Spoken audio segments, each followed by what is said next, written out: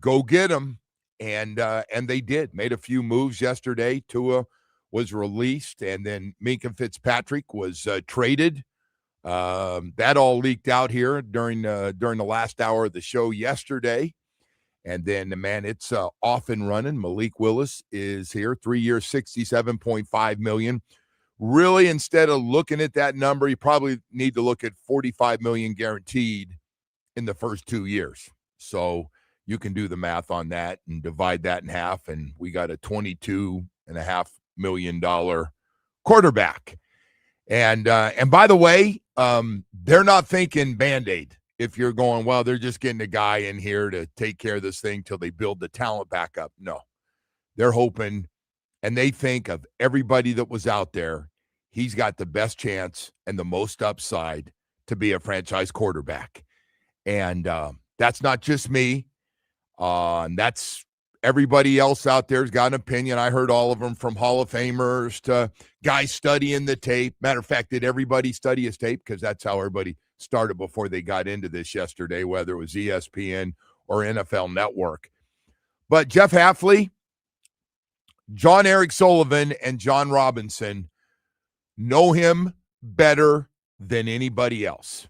They have spent time. John Robinson, general manager with the Titans, knows him really well, now working with John Eric Sullivan on his staff. And Jeff Hafley, I've said this since day one when we got him. If there's anybody knows Malik Willis, the backup quarterback, as everybody knows, is scout team quarterback when it's defensive day at practice and you're working on things. And Jeff Hafley will say, hey, I need you to do this today, and we're getting ready to play an athletic quarterback. Can you get outside the pocket, run around a little bit? Hey, we're going to throw the ball down the field. Go ahead and let it rip today. So Jeff Hafley, as the defensive coordinator for Green Bay, has seen everything on a good day and a bad day and a rainy day and a windy day and a day where things might not be great. Somebody got their ass chewed. He's seen it all with their new quarterback, Malik Willis. This is not just watching 20 or 25 plays of Malik Willis and the best of, and you've seen the highlights and the throws and run pass option where he takes off and outruns everybody the outside. This is every day, man, where you have good days and you have bad days, and they've seen them all. Jeff Hafley, John Eric Sullivan, and John Robinson have seen them all. So, hey, I like the move. I like it a lot. I haven't seen him play. I'm like everybody else. Yeah, he needs more talent around him if he's going to have success. That's going to be part of this deal too. And right now, there's not enough around him to he's going to be able to make some plays because of who he is. But yeah, sure, we got to build this thing back up. Everybody should know that. Let's not forget, in the bigger picture, and now that Tua is gone, and we'll talk about Tua going to Atlanta for $1.3 million because the Dolphins going to be picking up that tab. But this thing was a mess. It was a mess. And we're cleaning up a mess. I hear people getting on our general manager yesterday, and I'm like, really? It didn't matter who touched this thing. It didn't matter. It was going to be bad. If you got a problem with somebody, find Chris Greer. He might be walking around the street somewhere in South Florida laughing. Is he still getting paid by the Dolphins? So this is it. This is what they know what they want to look like, and you can't do it overnight when you're so strapped with the amount of money, salary cap, historic salary cap, bad situation this team's in right now. I mean, records amount of dead money like never seen before in the NFL that had to be done. Had to be done. So that's where we are, man. And hey, I'm good. I'm good with it, man. They got it. Got tied in. One guy. I looked at that list of guys that we needed to have back. I said, man, I looked at it, Woody, a week or two ago, and I said, man, Greg Dulcich is the one guy, young guy. We got him late, and he played more and more and more as we weren't using our wide receivers very much, and we were using our tight ends more. And he was the one guy. Greg Dulcich was getting better and better. They flexed him out. They used him. He had this unbelievable play that got called back because of a penalty, makes a catch, cuts back inside. Really good, really, really good player with good upside, had few injuries. But, hey, man, getting a chance here. They signed him to a 1-year, $3.5 million deal. To me, we need everything right now. And, of course, we picked up draft picks, and all the draft picks, I'll tell you what, if you were ever going to be a 6th or a 7th round draft pick, this is the year if you're coming to Miami Dolphins. If you're a rookie free agent and you find out, whoops, I didn't get drafted, the first team you're looking at right now, or one of the first teams, is the Miami Dolphins to see, because there's going to be a lot of young dudes on this team because of the cap situation. The cheapest way to do business, the cheapest way in this game is through the draft and right after the draft with rookie free agents. And that's where it is. We'll get into all the stuff, and everybody got an opinion. We'll hear some of them today as we jump into this stuff. Yeah, yesterday also Tua went to Atlanta. Not a surprise. They got that deal done quickly. I'm guessing they're going to pay the $1.3 million they have to pay, and the Dolphins will pick up the rest of that 52 or 53 million, whatever that's going to be, amount of money that he'll go, and he'll probably start the season.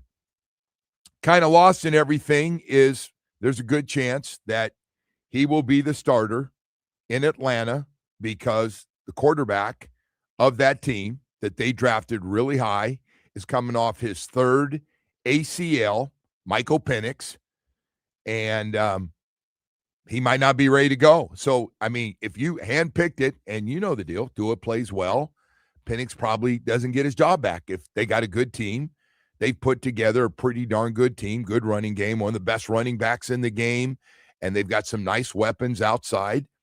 And so we'll see how Tua does. It's indoors. It's his best game of the year last year. Tua's best game had the 4 touchdowns and a 34-10 win, 20 of 26, 205 yards. It was our second win of the year. I was shocked. We went there, and you should have seen the celebration going home.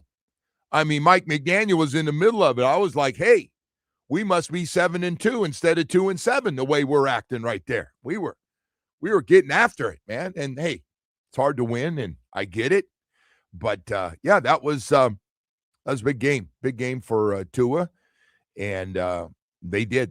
They kicked Atlanta around the field, and we thought Atlanta at that point was still going to be a really, really good team.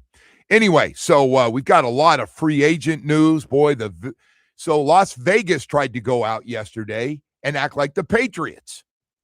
They went out, had a lot of free agency money, and they went out, got the best center they could get, overpaid a lot to get them to leave and go to Vegas. On top of that, they've got 2 first-round picks, including the first overall pick, which is just looking more and more and more like it's Mendoza. And they got the 14th pick to also still get a quality offensive lineman or another weapon, whatever they want. They got a chance in a very difficult division, with the Chargers also in really good shape, of course, and Denver coming off a really good year, and Mahomes coming back from an ACL. So that, hey, listen, I thought yesterday was great. I mean, it started. I wasn't sure when this thing was all going to hit, but Woody, I got home, I flipped that TV on. I was getting ready to do a little workout, and I go, you know what? I mean, it started. They just started coming one after the other. Guys going here, guys getting traded there. I mean, it was an active day. Still a lot of guys out there, still quarterback-wise, that we'll see what happens there. But, yeah. Hey, you got something to be excited about, man. That's, my takeaway from this whole thing is you got something to be excited about. I have a feeling that this was their plan all along. Yes. Right? I agree. They might have sold them on this in the hiring process.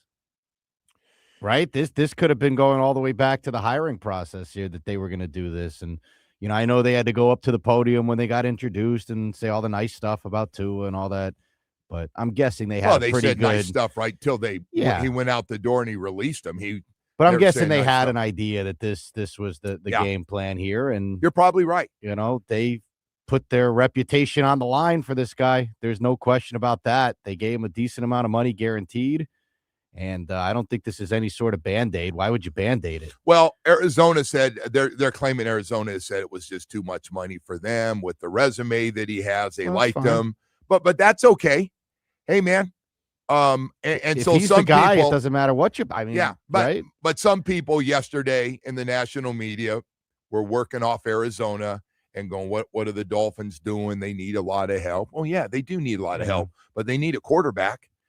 And Arizona doesn't exactly have a great track record with quarterbacks. No, they so. should shut up about quarterback situations. You're exactly right. They've had a few swings and misses over there. Back-to-back years? It was back-to-back years, yes. Doesn't happen very often. No. It's a very dysfunctional look when you draft a guy in the first round in back-to-back years. It is. But at quarterback. For people that are saying it's a Band-Aid, I mean, if you're going to Band-Aid it, you had Tua here. Like, you just keep him or you start Quinn Ewers or whatever if you really were going that route. But I'm guessing these guys really liked him from the beginning. They might have sold them on this during the interviewing process for all we know, Joe. Well, they were definitely asked. I think the general manager definitely asked about the quarterback situation. Yeah. And hey, they're sitting there and they're going, hey, they got the cap guy right there that's been involved in all the moves.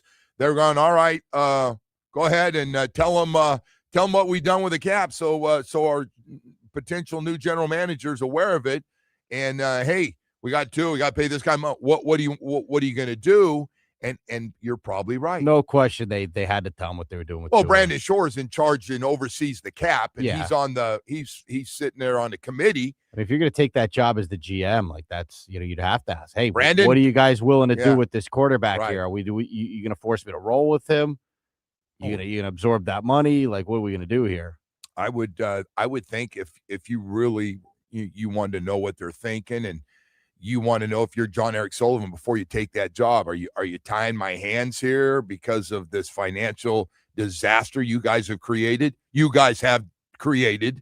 We can blame it on everybody, but everybody's to blame. It's not just it's easy right now to blame who's gone, but they stuck their reputation on the line for this pick though, man, or this signing here. All right, there's no question about it, right? I mean, if this thing doesn't work out, I mean, if it doesn't work, it would be a bad look, but it would not be a good look for those guys. All right. So, right. Well, we can just talk about that. If it does work out, it'd be a great look for them. Look, this is part of the job. And I'll say this again. The bigger part is coming up in this draft. We got to draft better. We have not been. We had high picks, and we did not get high pick play out of a lot of those picks. We just didn't. Some of it wasn't their fault. Some was injury, but we just didn't get for all those first and second round picks. We didn't hold on to them. We didn't have vision ahead of time to try to sign them, in my opinion. But we got a new guy, man. And this is going to be part of John Eric Sullivan's job. But I trust him, man. It's just good to get somebody outside because all we did for 9 or 10 or 11 years is shake guys up and get rid of the middle guy or the guy over the top or the guy underneath. But we never kind of did it in the right order, the functional order. And now we do. So I would just say to everybody, because I heard some of the stuff like, you're getting on John Eric Sullivan. Do you not see the friggin' mess? He's trying to win games. He's trying to clean this up. And he's got a big-ass draft, his first draft he's ever had as the main man who's got final say. I'm going to give him the benefit of the doubt. And again, I'll say it over and over all morning. Jeff Hafley worked side by side with the second quarterback, the scout team quarterback, every week. Every week of the season, he saw him. They practice against each other in camp. Then he gives them the look of the other team. Hey, this guy likes to drop back and throw it. This guy's athletic, likes to get outside the pocket. This guy's going to take off and run today. Hey, you mind going off and showing a great speed so our guys get an idea when you get outside the pocket because this guy can kind of run like you. Hey, Jeff Hafley knows this guy real well. John Eric Sullivan knows him. And again, John Robinson, he knows him coming out of Liberty. He goes way back with the guy. So the guys they have on that staff have more of an experience with Malik Willis. Now listen, he's going to be the man for the first time. I understand. He's going to get introduced. He's going to be the starting quarterback. And I'm not trying to close it up for those of you that are going to hit me with the competition and thing. Quinn Ewers. And, hey, Quinn Ewers is going to get a chance to play a lot of football. But yesterday, when I see a guy get $45 million guaranteed, you're not going to be the starter. You're not going to be the starter. You're great. Nice work in the last 3 games. We've had a chance to look at your tapes. Hey, they look good. We really think you got great upside. We want you to get in there involved, but we're bringing our guy in. We're bringing our guy with us. And no matter what anybody says, unless he's hurt, he's going to be the guy. He's coming here to be the guy. He can throw it. You'll see it when you go to camp. He can rip it. He can rip it down the field. And, hey, some people think he's the best runner in football. Think about that.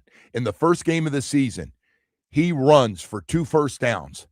That'll be 1 more than Tua ran for all of last year. Just a reminder. Hey, we've got a lot of stuff to get to here. That shot teed up. I love that. You were ready to roll with that one, boy.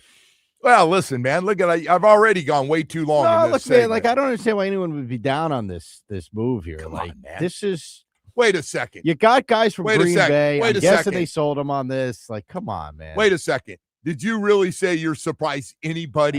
Knowing the world of sports that we live in. We still got the Tua heads out there, man, going, if he just would have had more around him, and you didn't ask him to run, and you got him sliding, and you're asking him to make throws outside, and what's he supposed to do when a blitz is coming? He's standing there. At least they don't have to travel too far to move the fan club. No. Be able to move jump up on to Atlanta. That's an easy flight, right? Isn't that a hub? It's like a Delta hub, isn't it? Hey, man, I like it. Yesterday, and I wish Tua the best. I'm not going to sit here every week and see how he plays in Atlanta. Good for him. I am going to be watching. Yeah, we are going to watch. No, I'm going to watch, but hey, man, go get him. Go get him, man. I'm not a hater. I don't want to see him get hurt. I don't want to go to a special one where he gets a concussion in week 3 and he's lying down on the turf. I'm not that bad a guy. You're a bad guy. I am a bad guy sometimes. No question. Hey, we got to go to break here, but before we do, it is time to tell you about your South Florida Chevy dealers. Man, you talk about new products that are really good. I'm not talking about the draft. I'm talking about South Florida Chevy dealers. It's Chevy Truck Month, man. Chevy Truck Month. Silverados get a chance to shine. They shine all year, man. Legendary Chevy Silverados, man. What is it you're looking for? Whether you choose a heavy duty or light duty, dependability always comes standard. Somebody that can work like you. I want to talk to guys get up early in the morning, got a long day. This is how you make a living. You and that truck work together, doing a lot of work. And you don't just work 5 days a week. You work 6 and 7 day weeks, sometimes a month straight. You need a truck that's as dependable and durable as you are every day for your family. Silverado's the truck for you. We know you're going to love it. Hey, whatever it is you're looking for, I'm serious, man. Even enjoyment on the weekends, you just can't go wrong. For the weekend warriors pulling a boat across 17th Street Causeway in Fort Lauderdale or towing those jet skis to Miami Beach, you'll feel confident and in command with loads of power, capability, and advanced camera tech. We got it all for you, man. All you got to do is stop by. We got great deals going on right now on Silverado trucks. You got to take it for a test drive. Strong, durable Silverado trucks going on right now at your South Florida Chevy dealers. Today's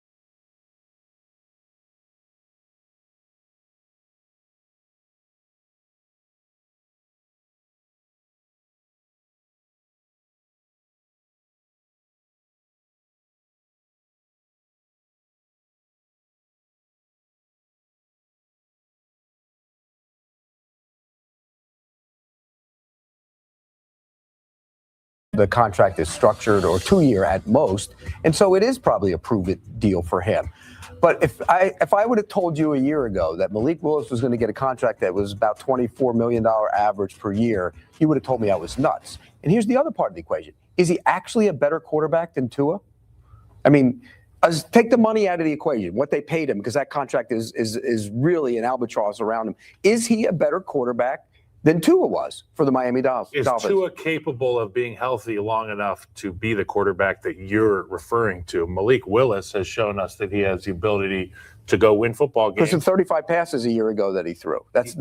He's healthy. His interceptions are less than Tua. But he's thrown 35 passes a year ago, and no one paid him $24 million. There's a void in football in Miami right now, okay?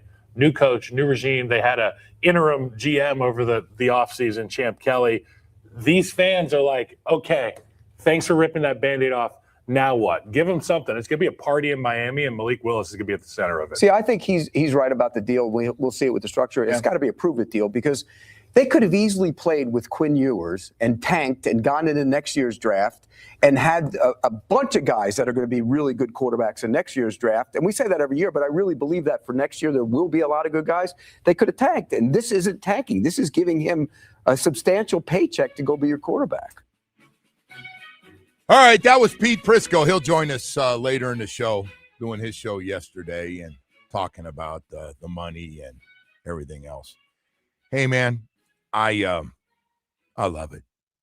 They had their guy, and they didn't let money get in the way. They put it, basically, it's a 2-year deal. It's $45 million guaranteed, and it's all that money's the first 2 years.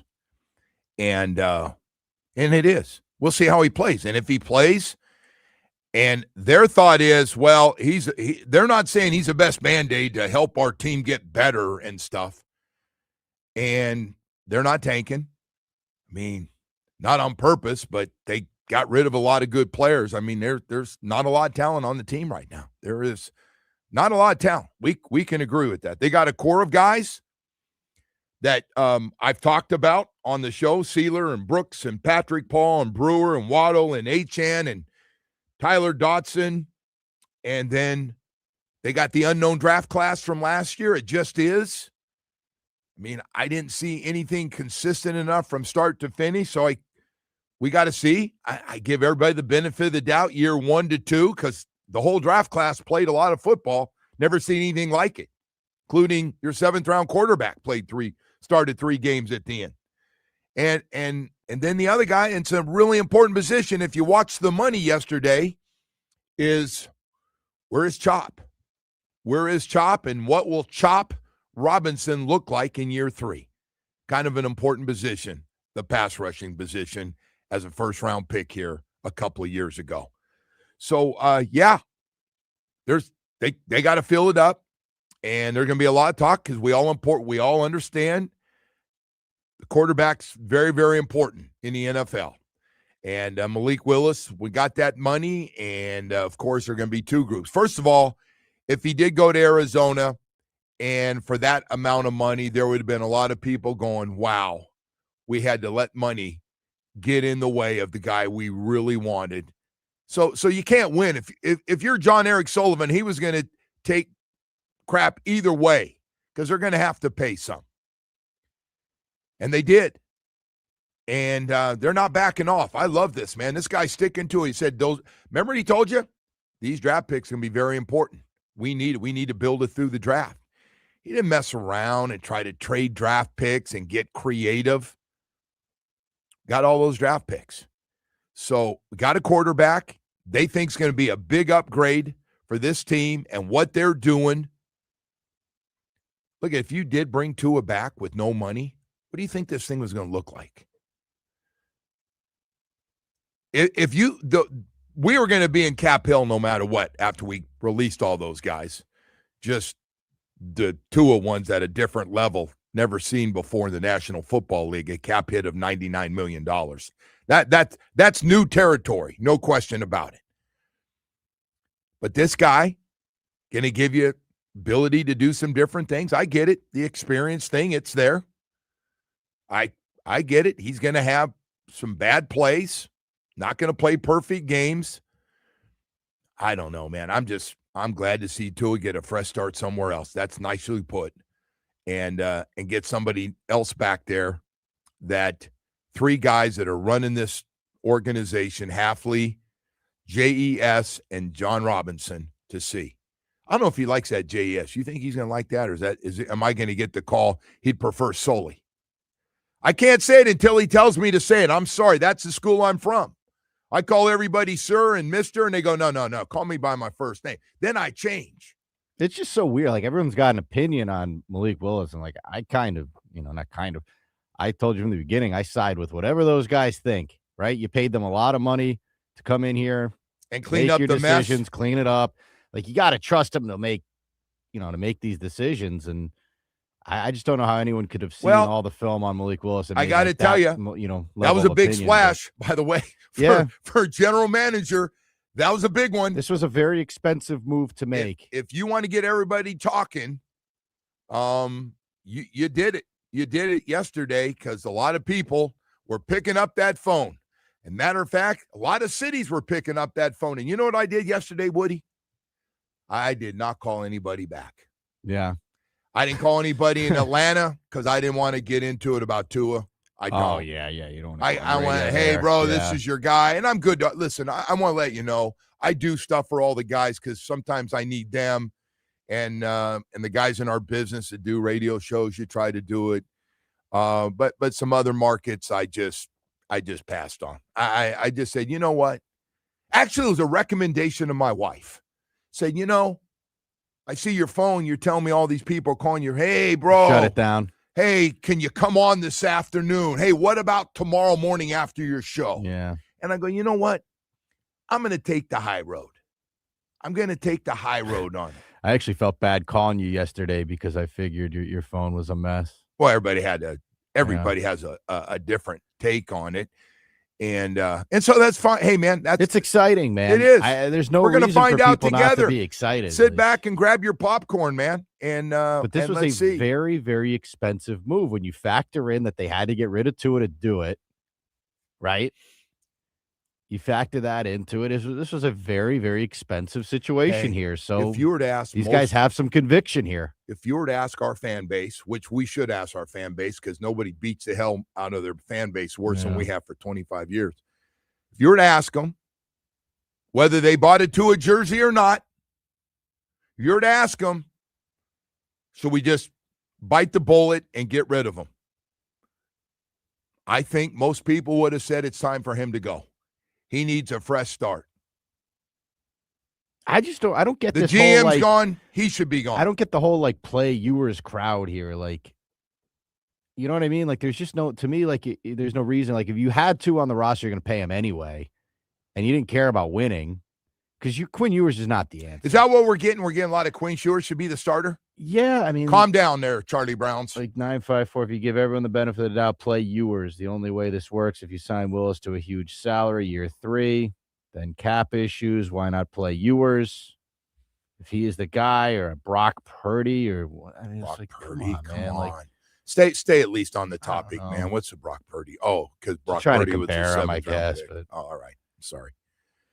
Hey, man. You want me to really break this down for you in case you guys are going to play the stupid card? The money they gave to Malik Willis, they think he's got a little bit more upside and talent than Quinn Ewers. I mean, you want to really break this down? Want to really talk about this situation? Well, don't you pair that with the fact that they paid Tua a ton of money to leave?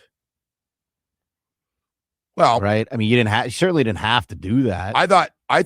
I thought there was a chance Quinn Ewers was going to be the starter this year.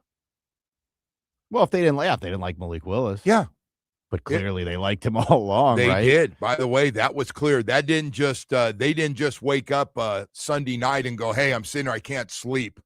How much should we offer this guy tomorrow?" No, this deal's been in the works. It's been in the making. And again, nobody, and I mean nobody knows that guy Malik Willis better than the 3 guys. And I'm not just talking about the 2 guys that had him his last couple years. They brought John Robinson into this, and you're like, John, you're the one that did all the background checks, and we missing anything on him? Because it didn't work out for you guys very well. Of course, you have a very good team. I'm excited for this, man. This Yeah. is cool. Hey, A and lot of intrigue now. And I going got into news this for season. you. This is a big splash, obviously, what he did yesterday, but it's not as big as this draft coming up, man. This draft coming up, you got to hit, and I'll be more specific. Those first 5 picks, a 1 and a 2 and 3 threes, and so far, man, everything these guys say, they don't get knocked off the road. You know, sometimes I get going, as you know, Woody, and you got me focused, and next thing you know, I take a right turn, and you can't get me back to where you want to get me. Not these guys. They stay with the program, man. And Texter goes, "What are we excited about? You just gave a guy $45 million guaranteed. You don't know if he's a starter." They think he's a starter. Yep. That's all that matters. They think he's a starter. What do you want to do, man? Before you decide you're going to be complaining and whining this morning and find this show, what do you want to do? You want to stick with that stuff we just had? You want to stick with that? You want to stick with seeing some of those throws I saw last year? Do you want to see them too? Like, this isn't a Band-Aid either, man. This is the guy they think can play. So we ran this thing into the ground like never before. By the way, you can look up some of the cap hits: 28.2, 20.86, 12.9. You can go through the list of dead money. If we're going to funerals, we'd be going to funerals for like 3 straight weeks every day with the amount of dead cap money. I had to kind of get your attention by. I know they could have traded for Patrick Mahomes. You probably have people complaining today. So. Hey, man, the frustration overall that we got in this situation, I had trouble letting it go if you've listened to this show for the last few months since the end of the season. And I took a lot of you-know-what during the season, as you can imagine, with my take. And I was ready for a fresh start. And I know we're going to have to be patient. I've said that. Hopefully not for a long time, but we're going to have to be patient for right now. We got 3 new faces at the top. And I'm guessing I'm throwing John Robinson in there. That gives John Eric Sullivan somebody to bounce things off that he must respect. The guy had that job for a long time and had both success and failure as a GM, obviously, with Tennessee. All right, we got to go to break here. We do have a lot more stuff to get to here this morning as Miami Dolphins not only signed Malik Willis, which I think a lot of people thought. Some people were not surprised by that, but also Greg Dulcich is back. And it hadn't been a lot of guys coming back, and we lost a few guys. We'll get into that. Plus, nobody was a bigger winner yesterday than a former Miami Dolphin. We'll have that story for you coming up in just a few minutes. A lot more on Tua, a lot more on Malik Willis we'll have for you coming up in the show. Hey, there is nothing like, for me, the opening day in baseball. Always been one of my favorites. My dad took me when we were kids. He'd take off from work because he loved opening day going down to Candlestick Park. And through the years, man, it's cool for baseball. Opening day, there's nothing like it, and the Marlins are making it even more memorable for you with a special Friday night game under the lights. Join us March 27th and watch the Fightin' Fish face the Colorado Rockies at 7:10 p.m. The first 25,000 fans through the gates will receive the first ever Marlins opening day bobblehead featuring Kyle Stowers. You go with your best guy right there. Presented by ADT, and cap off the night with a spectacular post-game fireworks show. Man, we got something for the whole family. This will be an opening day like no other we've ever had here in South Florida. Welcome to the new season of Marlins baseball. Get your tickets now at marlins.com/opening day. If the life of someone you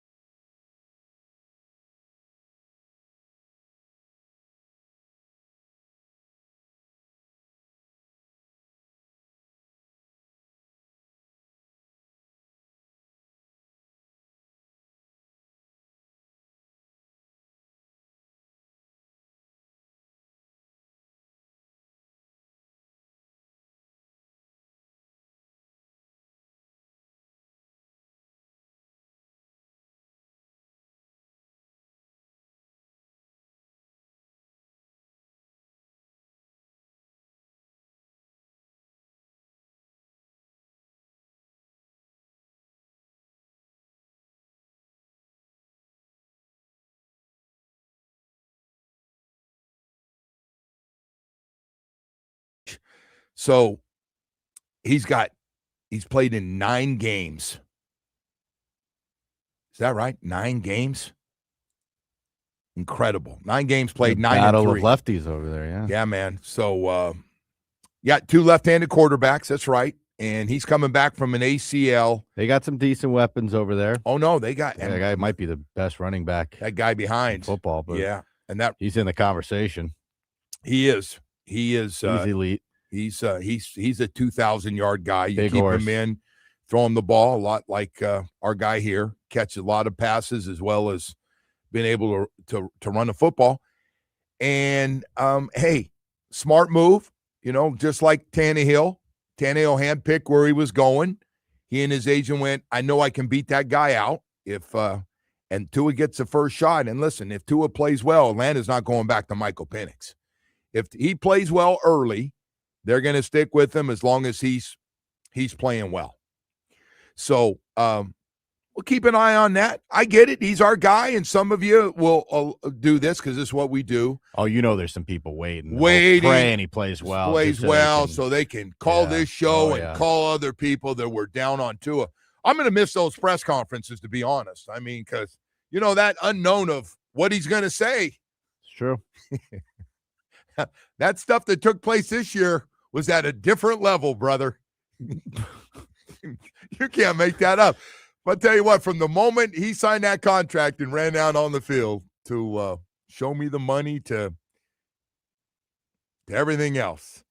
But listen, man, in fairness, Halfley, Sullivan, Robinson, and all the rest of them want to move on, let it go, pay the debt, pay that credit card off, that big credit card debt we have. It's huge. It is huge. They were adding all that stuff up with everybody. 67.4 for Tua this year because they're going to split it up. $28 million for Tyreek. 20.8 for they just kept going like, oh my God. That's a lot of dead ass money. That's money I can't use on the cap, I guess, huh? Nope. All right, give me some more rookies in here. That's why this draft class is going to be so, so important to get the right guys, coach them up, because they're going to be asked to play.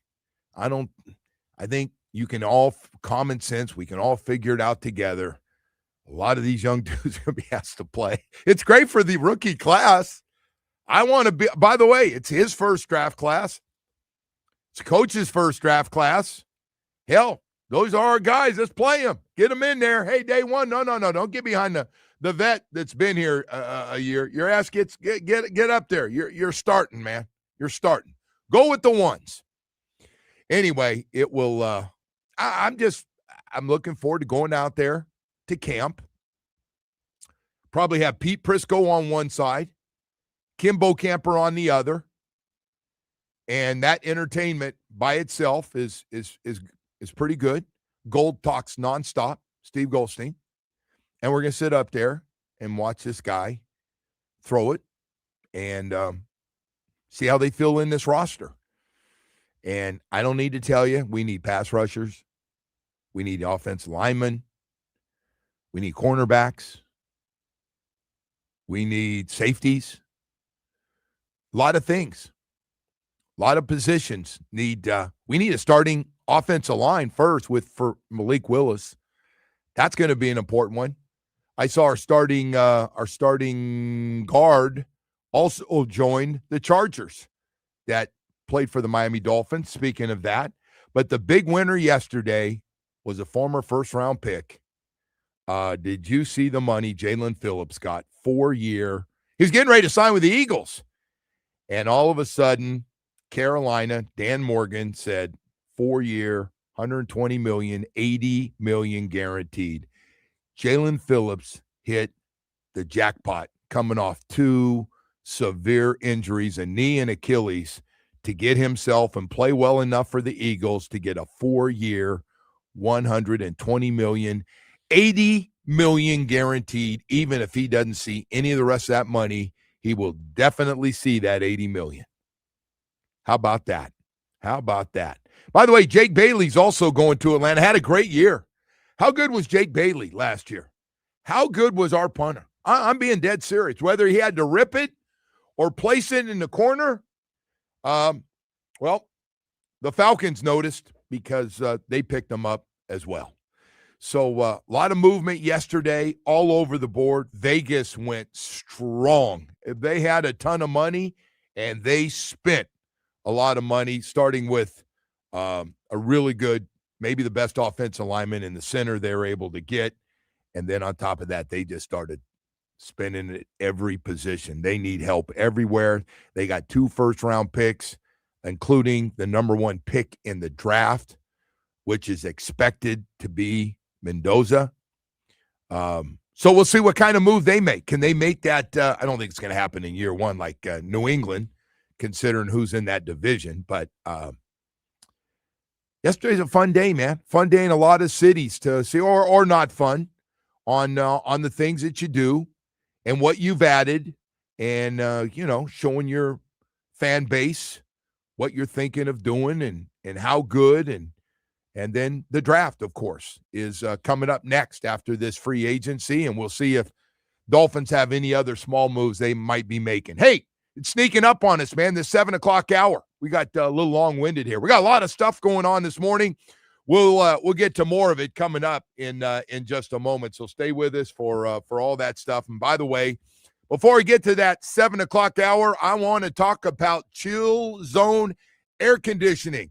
I want to talk about the president, special lady, been in the business for a long, long time. Hell, she was raised in it from her father, who had the company. Melissa De Verona is fantastic. She is the president. She is hands-on. She takes the calls every day. She makes sure you have a great experience. Now, listen, we all know the deal. It's starting to get hot again, and that means everybody's using the you-know-what out of their air conditioning units. They break down. You need a new one. The one you have needs to be fixed. You want to get somebody out there quickly that'll do a really good job for you. And if you need a new air conditioning unit, can get one in place real quickly. Hey, man, the biggest knock through the years of talking about air conditioning companies is service is the biggest one. And then feeling like you didn't get the right work, or why are you telling me I need a new air conditioning unit when you could have fixed this one? You've heard it all in the air conditioning business. Well, I got to tell you, there's a reason the Chill Zone Air Conditioning has been so successful, and it starts with the president, Melissa, ready to make sure you have a great experience. She's got a lot of people on those trucks every day that have been with her for a long, long time, have a lot of experience to make sure you have a great experience. Tell them you heard it right here on 104.3 WQAM. It's chillzoneac.com to learn more about them, or call 786-378-2778. You ready to try something new and be able to talk to the owner like she's your friend? Well, I think you got it down. Chill Zone Air Conditioning's for you. WQA.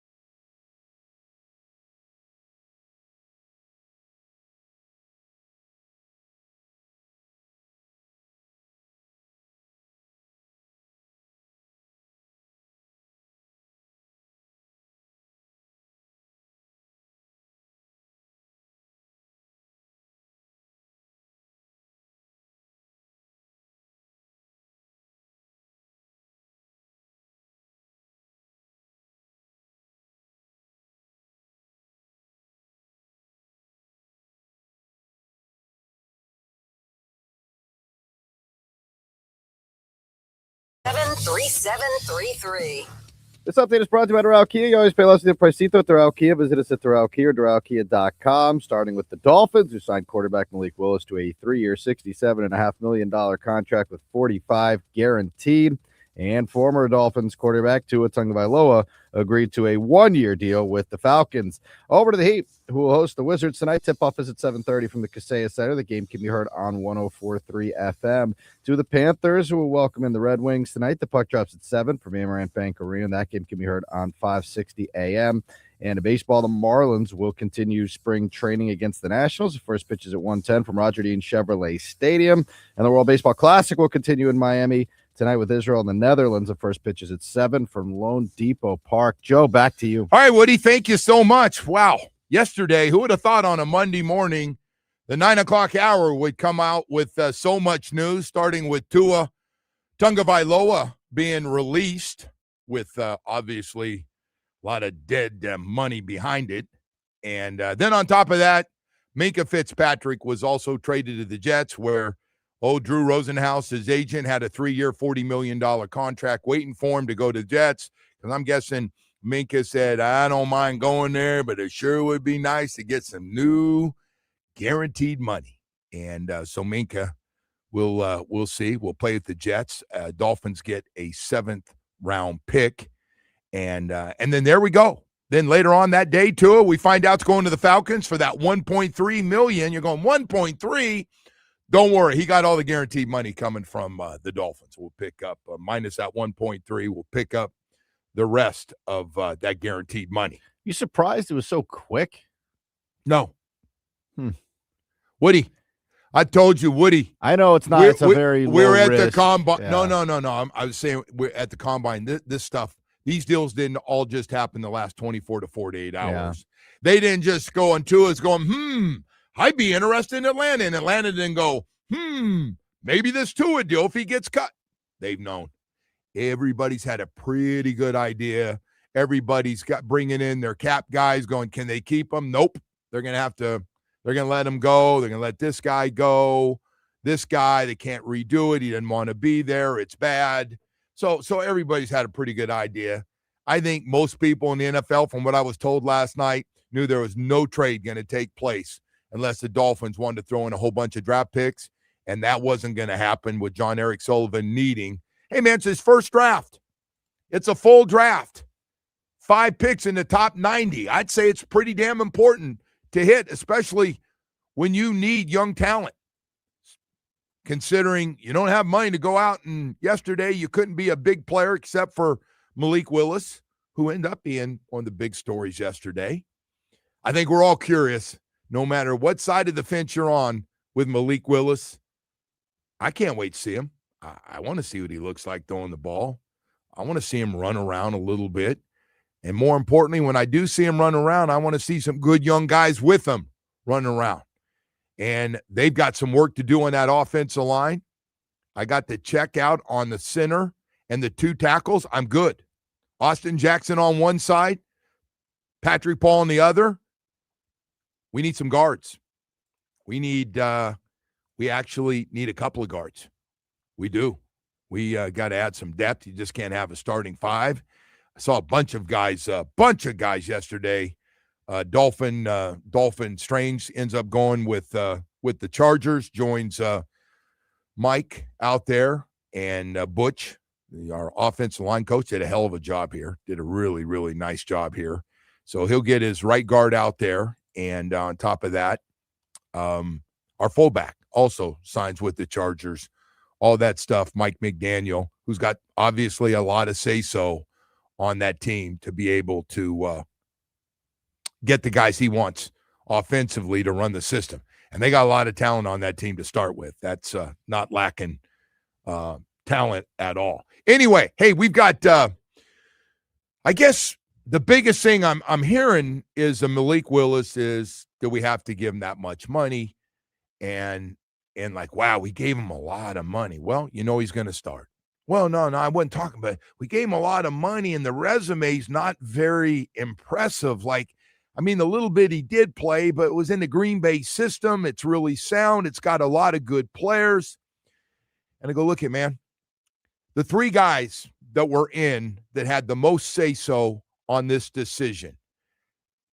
John Eric Sullivan, the GM, at the end of the day, he's got final say.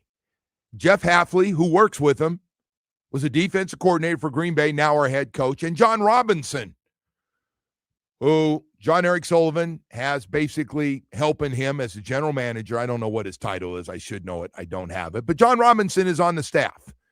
Longtime Titans general manager. We had three guys that all sat together, had coffee, probably threw down a couple cold ones, and said, all right, man, Malik Willis, we loved him. And I'm guessing Hafley more than anybody because that was a scout. That was a scouting quarterback. When they put in the game plan on defensive day, and Jeff Hafley went over and said, hey, Malik, I need you to run around a little bit today. Hey, today, let's throw it deep. They love to throw it down the middle of the field, love to throw it deep on the outside. And so he knows them. The three of them know him better than anybody. Hell, John Robinson knows him from college better than anybody. So the three guys that signed off on this deal said, we're going to get them. Let's find a way to get it done. Went in and sat with the cap people. Got to have a good relationship with them. And they came up with this deal, 2-year, $45 million. That's what it is. You can look at 67, but it's the 2-year, $45 million. And if he's good, they're going to extend that. If he's not, they'll move on. I hope it works out. They think it's got a chance to be a franchise quarterback. That's what they think. And the other thing I want to tell everybody, I think this is very important. Look, man, it doesn't matter who the quarterback is. You got to have some talent around him. We can't just have him back there running around looking like Cam Ward. I think Cam Ward's going to be really good, but he had no chance last year with that group. No shot. He had receivers who couldn't catch the ball. He was just running for his life. It was terrible. It's terrible. We got to get more talent. Everybody knows that. The biggest problem we have overall, and yes, the quarterback play last year, there's nobody, even if you're Tua's biggest fan, thought he had a good year. I mean, he got benched. He got benched by a guy that loves him more than his own father.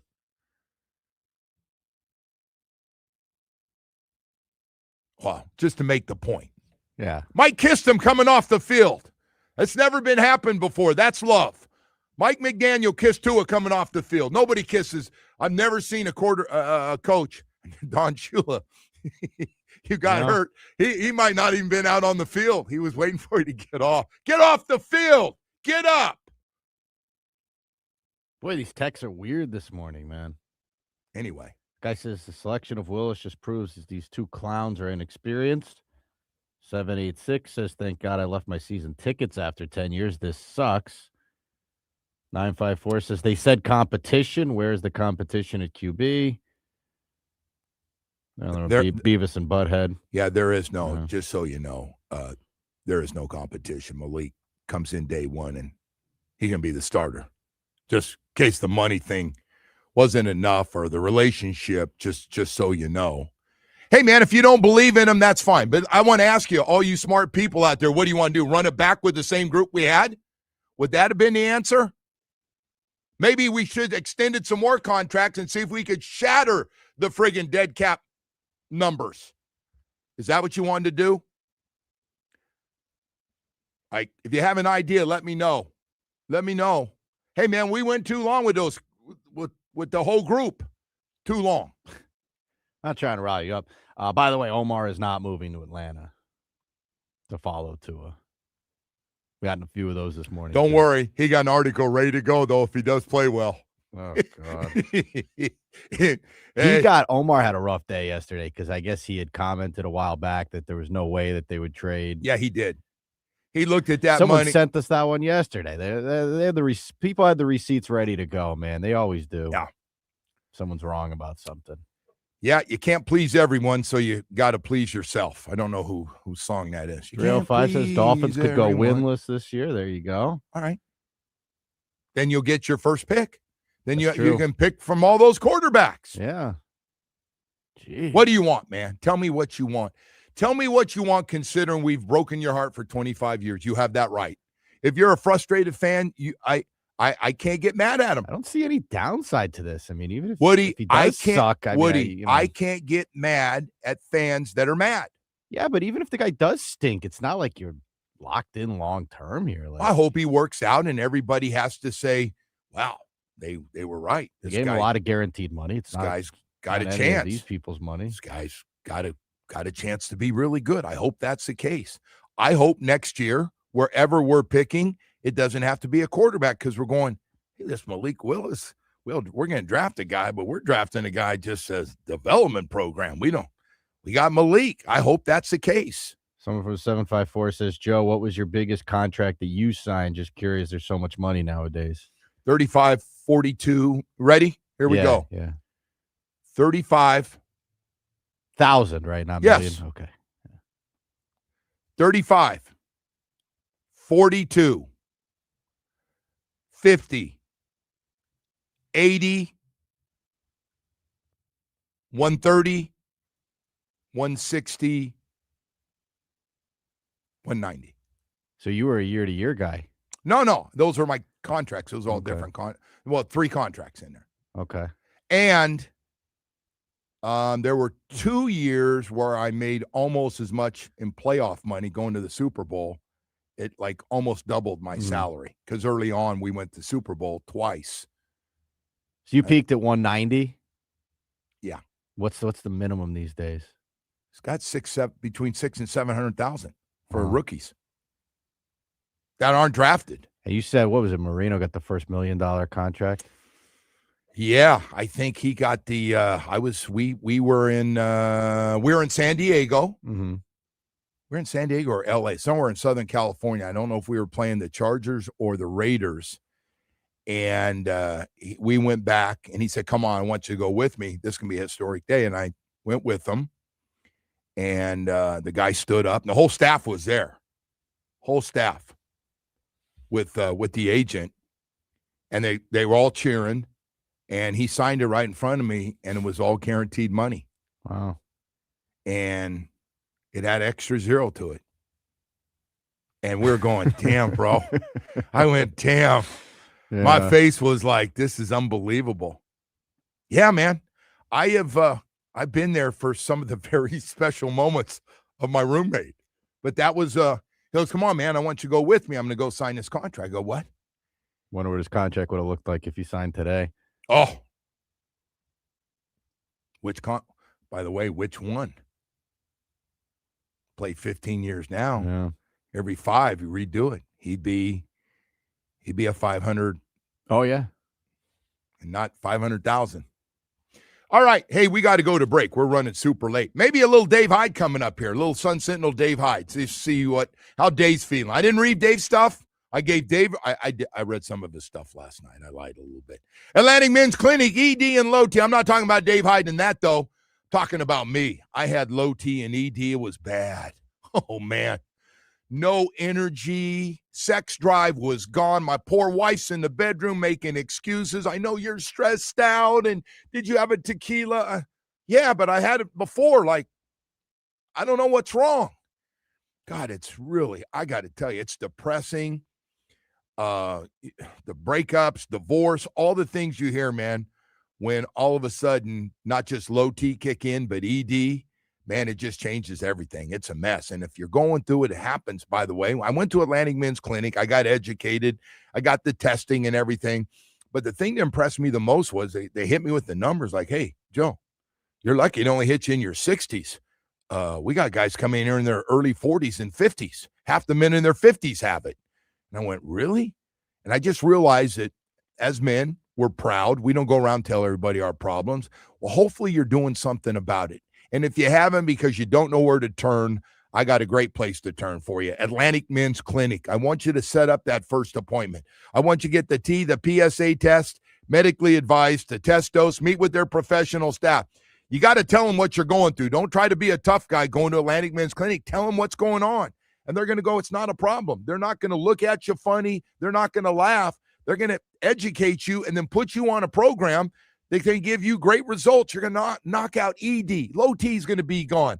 all of a sudden you're going to be running out playing tennis again and pickleball and paddleball and anything you want and shooting a basket around again and run around chasing your wife in the bedroom. All those things you used to do are going to be coming back for you, man. Atlantic Men's Clinic works. Now, I've had a lot of coffee this morning, but I do want to let you know I've had great results, and it happened fast. 7 locations in South Florida to serve you. Call them today, 877-455-7300, or visit AtlanticMen'sClinic.com. Man, this place, it works, guys. WQAM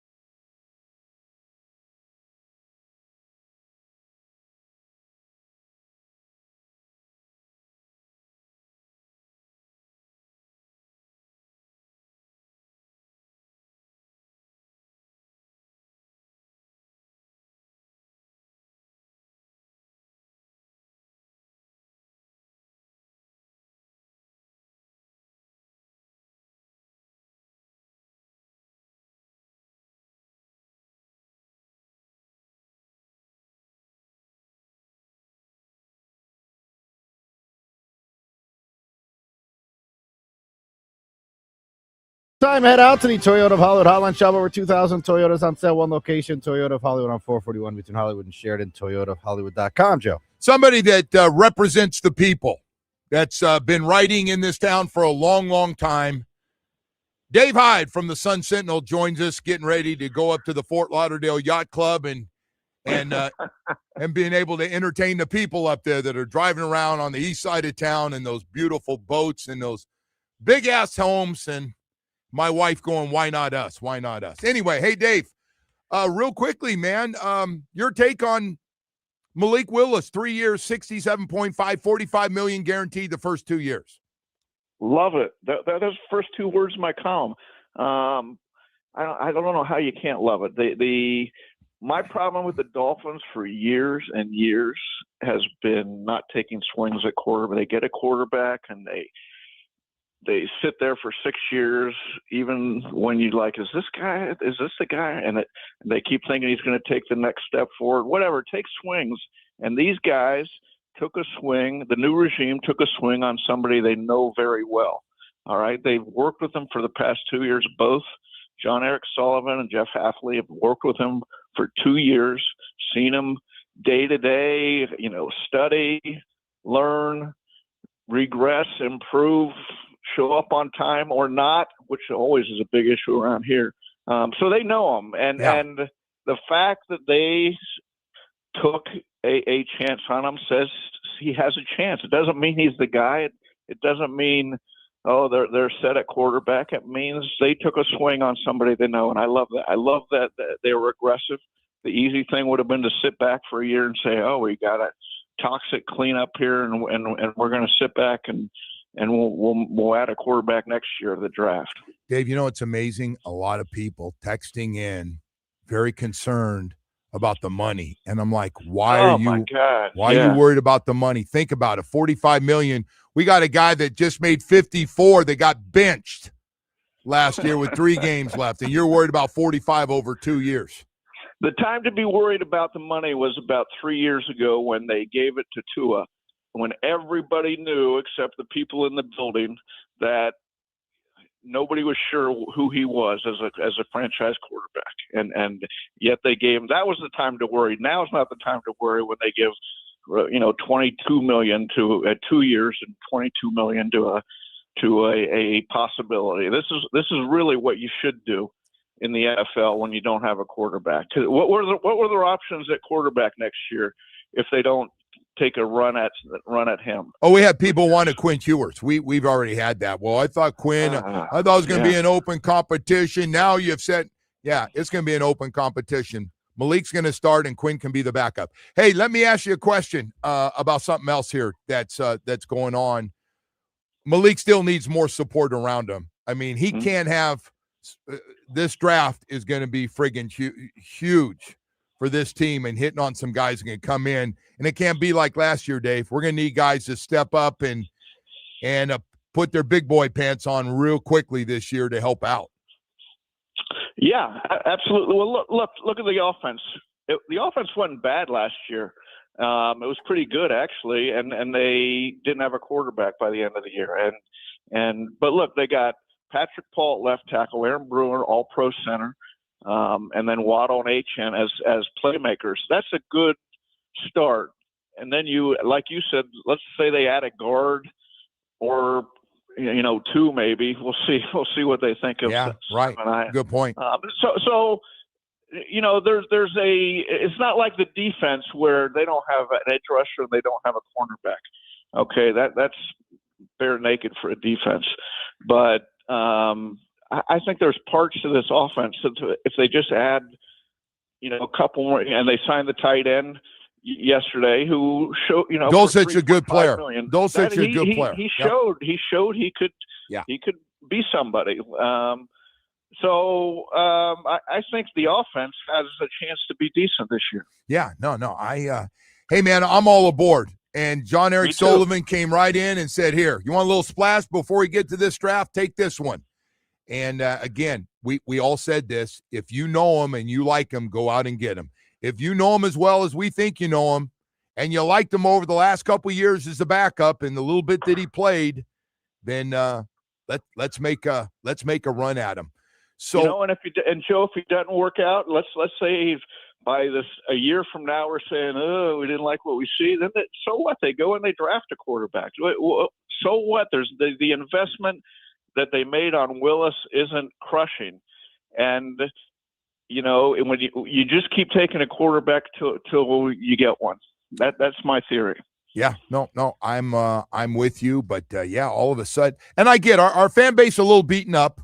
That is true. They're a little skittish. They are. Anything you do, they're going, here we go again. I'm going, no, it's not here we go again. We got brand new names from different places. This is not 25 years in the organization and just faking your way through. We got new people in here.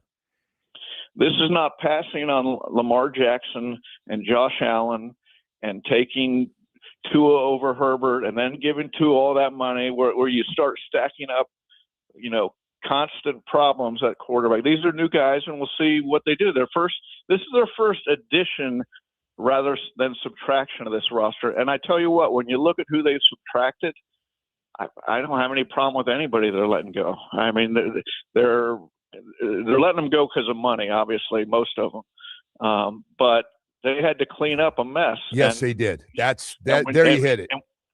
This is the worst inheritance of any regime, and there's been some bad inheritances over the years. Not financially this bad. Nothing right, this bad. No. We've left a lot of new guys with no talent, but not in this bad a financial shape. And this is, I mean, we take dead cap. I mean, you and I could go to funerals to clean this up on this dead cap. We could be at a funeral like a month straight every day with the amount of money. $200 million, NFL record. $200 million that they've, and you know, so I don't know if this new regime knows what they're doing. Nobody does, but their first moves are, you know, cutting the players. Anybody could have done most of this stuff, okay, but you know, so now they take on Willis, and we'll see what happens. But I love the move. I love that they were aggressive and they know a guy, and they went out and got him. All right. That's all I wanted, man. I just needed a little fix off. I told him I didn't read your final article last night. I didn't want to do it, and I just wanted to hear what you had to say. No click support. On that article, Joe. I need you click. Just sit there, click. I'll give you 5 clicks. I'll do it a couple today, and I want everybody else to do it. And also, if you're not happy, leave a response at the Sun Sentinel after the article of what you think of Dave Hyde. That's fine. You can do that. Thanks, Joe. I really appreciate that. Hey, Dave, there's a lot of hatred in the world right now, man. A lot of people. What I don't understand about Dolphin fans, I always thought for years they've been the most optimistic fans in the face of, you know, trouble. You know, Tua is the greatest. They're standing behind them. Whenever I'd say this team isn't very good, I just get ripped, and you know, before a season, and now they make what I think is it's a good move. It's what aggressive move a team should make, and fans are just not on board. I'm just surprised by that. Yeah, David, thank you, man. I appreciate you coming Joe. on. I'll make sure. As soon as we go to break, I'm going to read your article in the Sun Sentinel, like good. everybody else.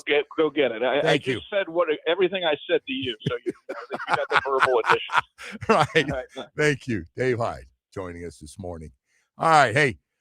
Before we go to break here, hurricane season's right around the corner. We dodged the bullet the last couple years. You know that. We've had a couple threats, and we've had some nice breaking pitches go left and go right and save South Florida. Island's been hit pretty good, though. But bottom line is this. You got to protect your home. You got to get the best product. That's all you can do. We can't control the weather. You can't control when we are going to get hit, and sooner or later we will get hit with something. But you got Loctite Impact windows, doors, and roofing out there, and they'd like to do it all for you. They like to put in hurricane windows and doors, like to get you a strong roof as well. And if you got no leaky roof, replace your old roof now. You can pay later. Loctite Impact offers the highest quality roofing materials with lifetime warranty, plus thousands of 5-star reviews. Save big on their legendary state-of-the-art Impact windows and doors. Impact windows as low as $6 per window per month installed. Don't wait for the next storm. Chev always says, the CEO over there, hey, man, let us get to work for you before hurricane season and get yourself taken care of. Visit LoctiteImpact.com. Again, LoctiteImpact.com, or call 500 Lock, hey, covering all of South Florida. Great, knowledgeable staff will answer the phone and take care of you and get you started with the process of Loctite Impact Windows, Doors, and Roofing today. The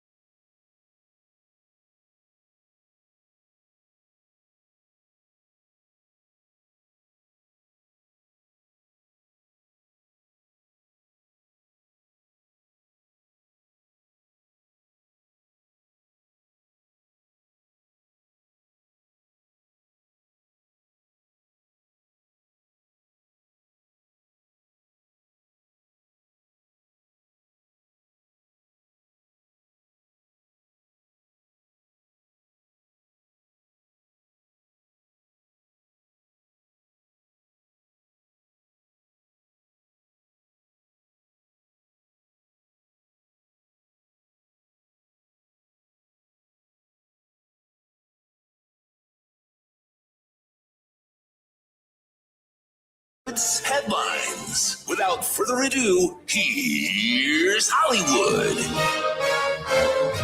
All right, Woody, what do you have for us today? I have to start with some bad news here, Joe. Oh, man. The NBA has stepped in and has officially scrapped Magic City Night in Atlanta. I saw that. You're not surprised. No. Come on. Well, here's the thing. No, Mr. Strip Club head. Are you going to try to be? So it started to get Come on, man. some backlash, but then the Hawks doubled down, and we're like, this is it's going to happen. And so here's the issue. Come on, man. I'm giving this about 24 hours. There is going to be a lawsuit filed by somebody who went on StubHub or one of those secondary market sites. Remember we talked about how the tickets were 10x the face value prices for that game.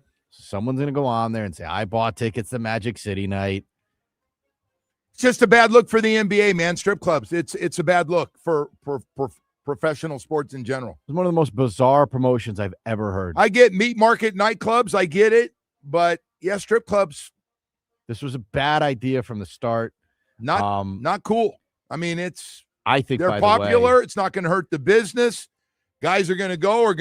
The wives that like going are going to go. The girlfriends like going. They're still going to go. But all kidding aside, whoever came up with this needs to be fired. Oh, okay. I mean, this is just, what are we doing, man? Outrageously stupid. Right? They're not going away. You're not going to be able to run them out of business if that's your, but there's no reason to. No, I mean, the NBA team can't do that. And you can go there and get it. And by the way, I mean, you can stop on your way home and get your chicken wings because everybody always talks about the great food at these strip clubs.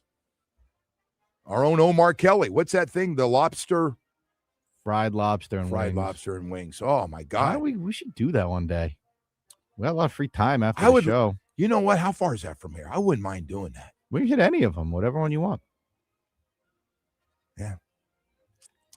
Just for the food. Just go by the But go inside. Go inside and get the food. Yeah. If you just went for lunch, would you be okay? Would you be in the clear? Well, I can do whatever I want. I just don't.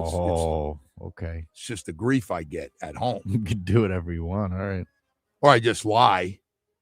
Wow. Anyway. All right. I know you don't have that problem. Speaking of relationships here, Joe. Controlling your stuff so well. Alex Earl and Tom Brady. Yeah, what's going on there? Seen out in Vegas together. They've been seen a lot. Either they're showing up on the same islands or the same clubs or something's going on. Could Tom be falling in love with a 25-year-old?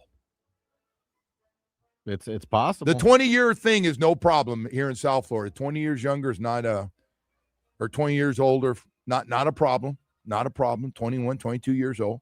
I think that's within the 30s get a little weird, except for Michael, except for your situation out there. But outside of that, 40, what was our boy again, Belichick?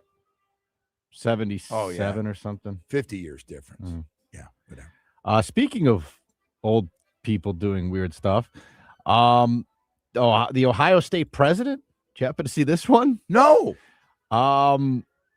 This is a weird story here. See, Ohio State president who makes like $1.5 million a year. That's what presidents make. Was married for, I think they said 45 years or something. Yeah. Had to resign over an inappropriate relationship with some podcaster.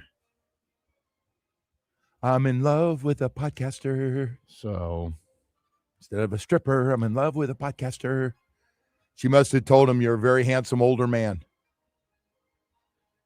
Said he had to admit to the board of trustees that he had an inappropriate relationship. That'll do it. That'll cost you a job in a marriage right there. Yeah. Automatic suspension. Guy's 66 years old. Good for him. Tough time. These years are rough. You don't want to get divorced at 66, though. No. That's not good. I just had this discussion with my wife. I don't want to get divorced. Yeah. You get divorced at 66, you could be going back down alone there. Going back to a little rental. Yeah. Little cheap rental place. Stay there.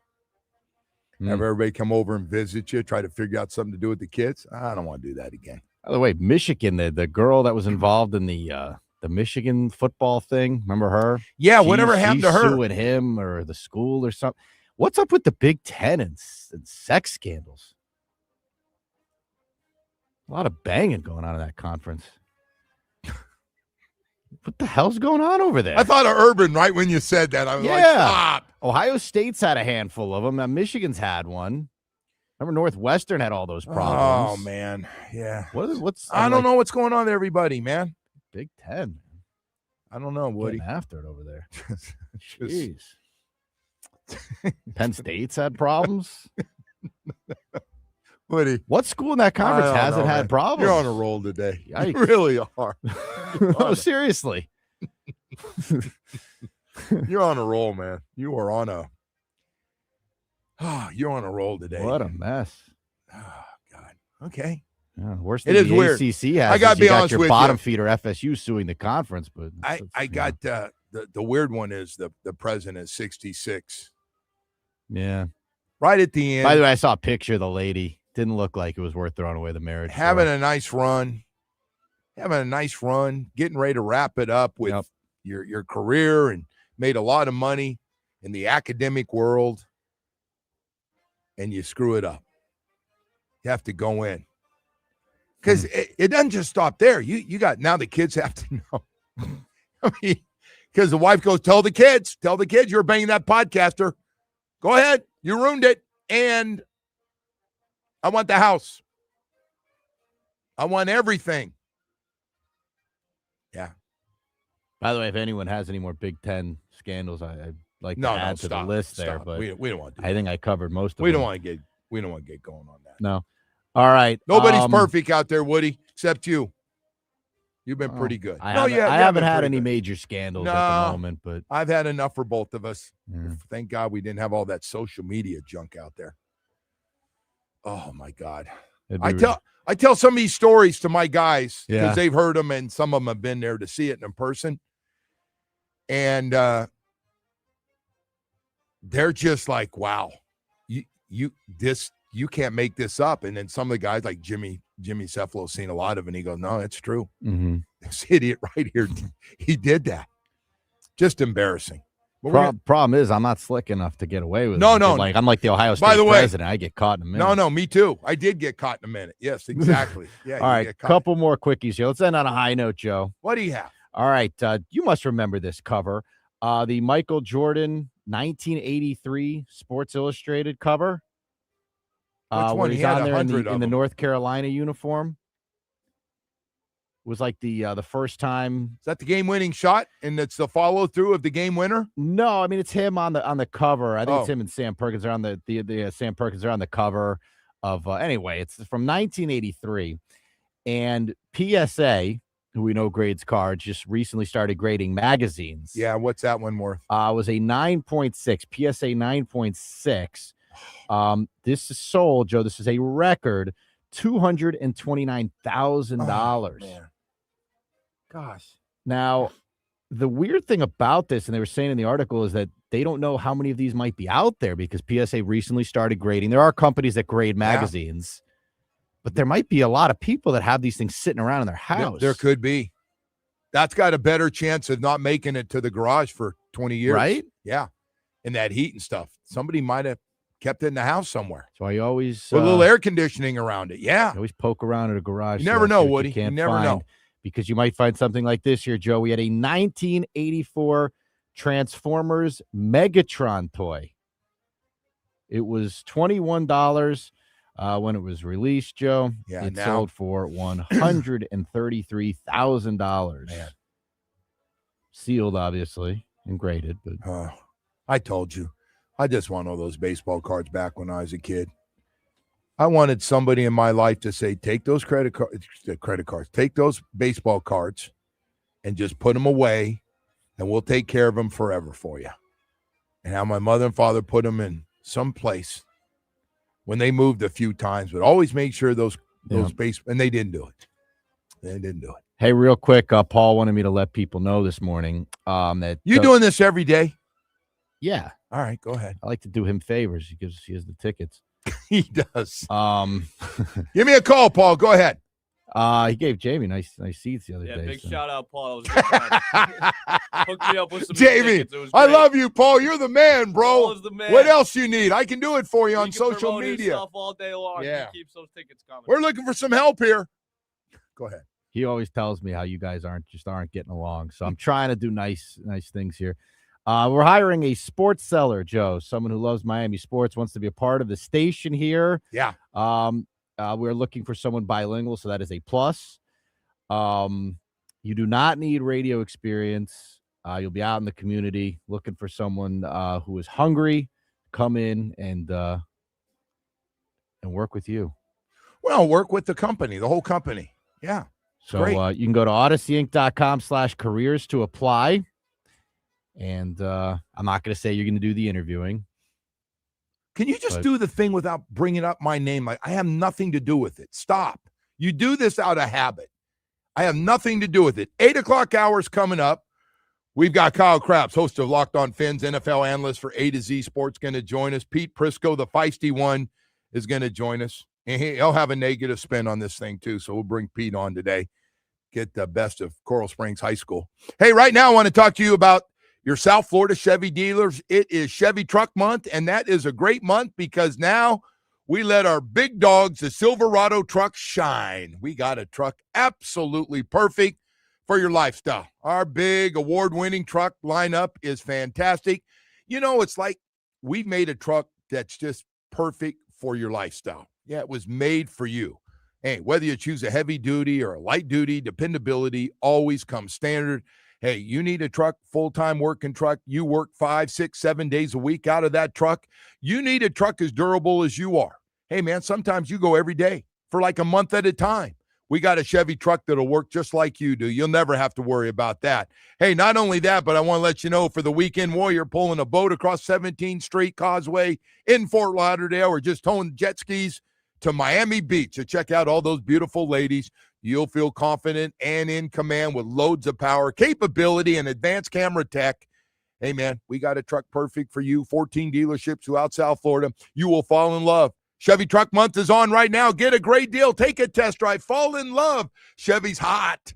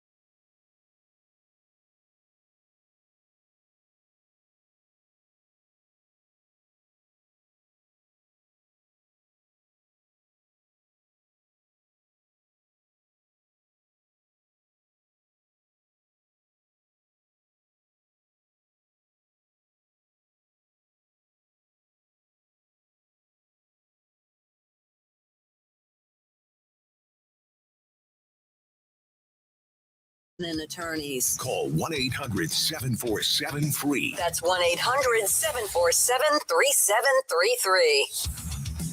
This update is brought to you by Doral Kia. You always pay less than your price at Doral Kia. Visit us at Doral Kia or at DoralKia.com. Starting with the Dolphins, who signed quarterback Malik Willis to a 3-year, $67.5 million contract with $45 guaranteed. And former Dolphins quarterback Tua Tagovailoa agreed to a 1-year deal with the Falcons. Over to the Heat, who will host the Wizards tonight. Tip-off is at 7:30 from the Kaseya Center. The game can be heard on 104.3 FM. To the Panthers, who will welcome the Red Wings tonight. The puck drops at 7 from Amarant Bank Arena. The game can be heard on 560 AM. And to baseball, the Marlins will continue spring training against the Nationals. Their first pitch is at 1:10 from Roger Dean Chevrolet Stadium. And the World Baseball Classic will continue in Miami tonight with Israel and the Netherlands. Their first pitch is at 7 from Lone Depot Park. The Joe Rose Show continues now.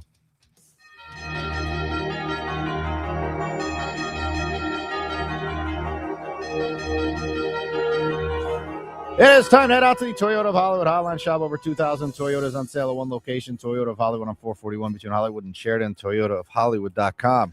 All right, Woody, thank you so much. Kyle Krabs, host of Locked On Fins and NFL analyst for A to Z Sports. Busy couple of weeks, and then the start of free agency. And Kyle, as I bring you in this morning, what do you think of Malik Willis? We've had everybody all over the board this morning with mostly with the amount of money he was able to get with the $45 million in the first 2 years guaranteed. Yeah, it's again a cost-effective. I feel like every time I've come on and we've talked the last 2 months, it's cost-effective swing at quarterback, and 45 over 2 years relative to look. Daniel Jones went to Indianapolis and had a good half a season and then tore his Achilles, and he reportedly was asking the Colts for $50 million a year, so they had to put the transition tag on. So you get $45 million guaranteed on a 3-year deal at 22.5 relative to starting quarterback contracts. It's like 20th in the NFL. It's a cost-effective swing for a guy that they know better than anybody. And, I think that's the right kind of sweet spot and price point when you look at what Fields got last year and adjusting it for the salary cap inflation. It's right in that ballpark. And it's a great bet to place for a team that didn't really have any attractive avenues in the draft this year to find an alternative. I know people want to look to 2027, but this is a guy off the same tree of team building that drafted Aaron Rodgers when they had Brett Favre and then drafted Jordan Love when they had Aaron Rodgers. And those two guys were first ballot Hall of Famers. Do we think a $22 million contract is going to prevent them from taking a guy if they love him in the first round next year? I don't. It's funny because the thing they're not getting credit for is they know him better than anybody. As you just said, John Eric Sullivan, Jeff Hafley, and we got to throw in John Robinson, who goes back to the start of this whole thing with the Titans as general manager. And it's obvious to me they got together a long time on this. You agree, a long time ago, and said, hey, this could be our guy. We're gonna get Tua out of here. We're gonna eat a ton of money, and we're gonna get enough to get this guy if we don't do anything else. Well, and that's, I go back to a couple of things that John Eric Sullivan said when he had his first sit-down interview with Travis Wingfield after he got the job. And he was asked about roster building, philosophy, and whatnot. And he said, none of it matters until you have a quarterback. It starts with a quarterback. He also said their free agent philosophy is we're not going to be checking boxes in free agency, pretending and sitting here looking like we're busy. We're going to have intent with what we do in free agency, and our intention is to find difference makers in free agency that we believe can fit our culture and what we're doing. They also said we're going to continue to invest in quarterback position until it's right. Those three things, like, we just walked the walk and we did it. And when you're paying a guy $54 million to go away, you kind of have to have some kind of a plan, right? Like you can't just move on from that contract and go into the great wilderness and say, man, I hope we lose enough games to get the first overall pick next year so we can feel really good about ourselves because we get a pick of all the quarterbacks next year. They're going to have a chance to draft a quarterback next year anyway, and this contract doesn't prevent them from doing it. So, yeah, I think if you're going to come into a situation like what the Dolphins were selling to head coaching candidates and GM candidates, those candidates, a big part of that conversation is what is your plan at the quarterback position to get us started? This is the move that gets them started. I don't know that it's the the one and done, right? Like my expectation really is that they're not going to make one move and be done. You know, whether that's a guy that they draft this year and they go out and compete and Willis wins the job, whether that happens in 2027, it's all about competition there. And the fact that they have performed to what they talked about when they got the job is the part that I appreciate the most so far. Well, the part that does concern me for people waiting that don't like this is we got to get more talent around him for him to have success. We can't just go with what we have. We've got to really we got to get this offensive line solidified to give him a chance. I think you agree with that, and we probably need to get another weapon, don't we? Yeah, I think so. I think all that's fair, and I don't think all that's going to happen in one fell swoop, right? It's in free agency right now. You're probably looking for role players that are cost effective, not a lot of money. I don't think they're going to be playing in the $5+ million a year pool that much more. Right. I like that they got Greg Dulcich back yesterday. That was a nice landing. I think he could be a really nice player. You're going to have 5 swings in the top 100. I look at the offense. You probably have a chance at an offensive tackle at 11 if you like it. Can you draft a guy who could maybe play inside to start? I think you need a guard to compete with Jonas Savaiinaea. I think you need another wide receiver. So how much of that do you choose to prioritize versus the needs on the defensive side of the ball? I don't know. Maybe the presence of Malik says, hey, this year we want to get some pieces around him to evaluate that quarterback position, and we just understand it's going to take some time, and we might have to really rely on our technique and fundamentals instead of our talent on defense this year. I don't know. We'll see how they choose to handle those assets. The other one we've gotten a lot of today, because everything that John Eric Sullivan says, I'm sticking with the draft. We want competition at quarterback. So there's not going to be any competition. Quinn Ewers is going to be the backup now with Malik Willis here. Do you agree with that? Or are they selling everybody? They're all going to compete no matter what they make? I mean, I'm sure they'll say, best guy's going to play. I think their investment here tells you where their mindset is, but why does one move in the first day of the negotiating period define the entire tenure of the regime, right? And that's why I keep making the point about 2027. I expect them to be in the quarterback market in 2027, no matter what. Whether that's a first-round pick guy or whatever, I don't know. It's going to depend on how Malik Willis plays. But instead of focusing on Quinn Ewers versus Malik Willis, and we've now cut down the competition there, it's the big picture perspective of never being content at what you have at that position.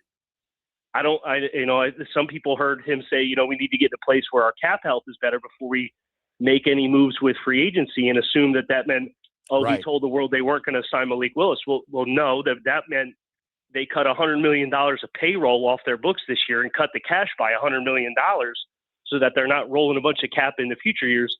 So instead of looking at it from a micro, I think if you look at it a macro, I don't think anything changes. Now, if we wake up and it's 2028 and the Dolphins haven't added anything to the quarterback room, either Malik Willis has done phenomenally well, or alternatively, that would be when I think you can look at it and say, hey, what happened to this talking point and philosophy that you said when you got the job? Kyle, the other part of this is for anybody getting on John Eric Sullivan. I said this yesterday and the day before and the day before. Like, look at, man, he had a mess to clean up. He knew when he got this job, I'm guessing, with the cap guy sitting there, Brandon Shore. Hey, Brandon, tell him about how crappy a shape we're in because of these contracts we've done.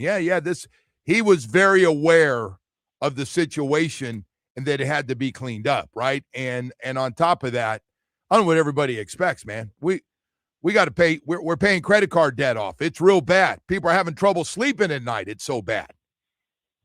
Yeah, well, and that's why I go back to the cash, right? Like everybody's going to look at the cap situation, but your cap situation this year is a product of what the past 3 years of cash spending has been, where the Dolphins have been amongst like the top. I think they were top 5 twice or top 6 twice, and then the other year they were like 10th. So they've been in the upper third of the league 3 straight years in cash spending. And that's what you're seeing come to a head now.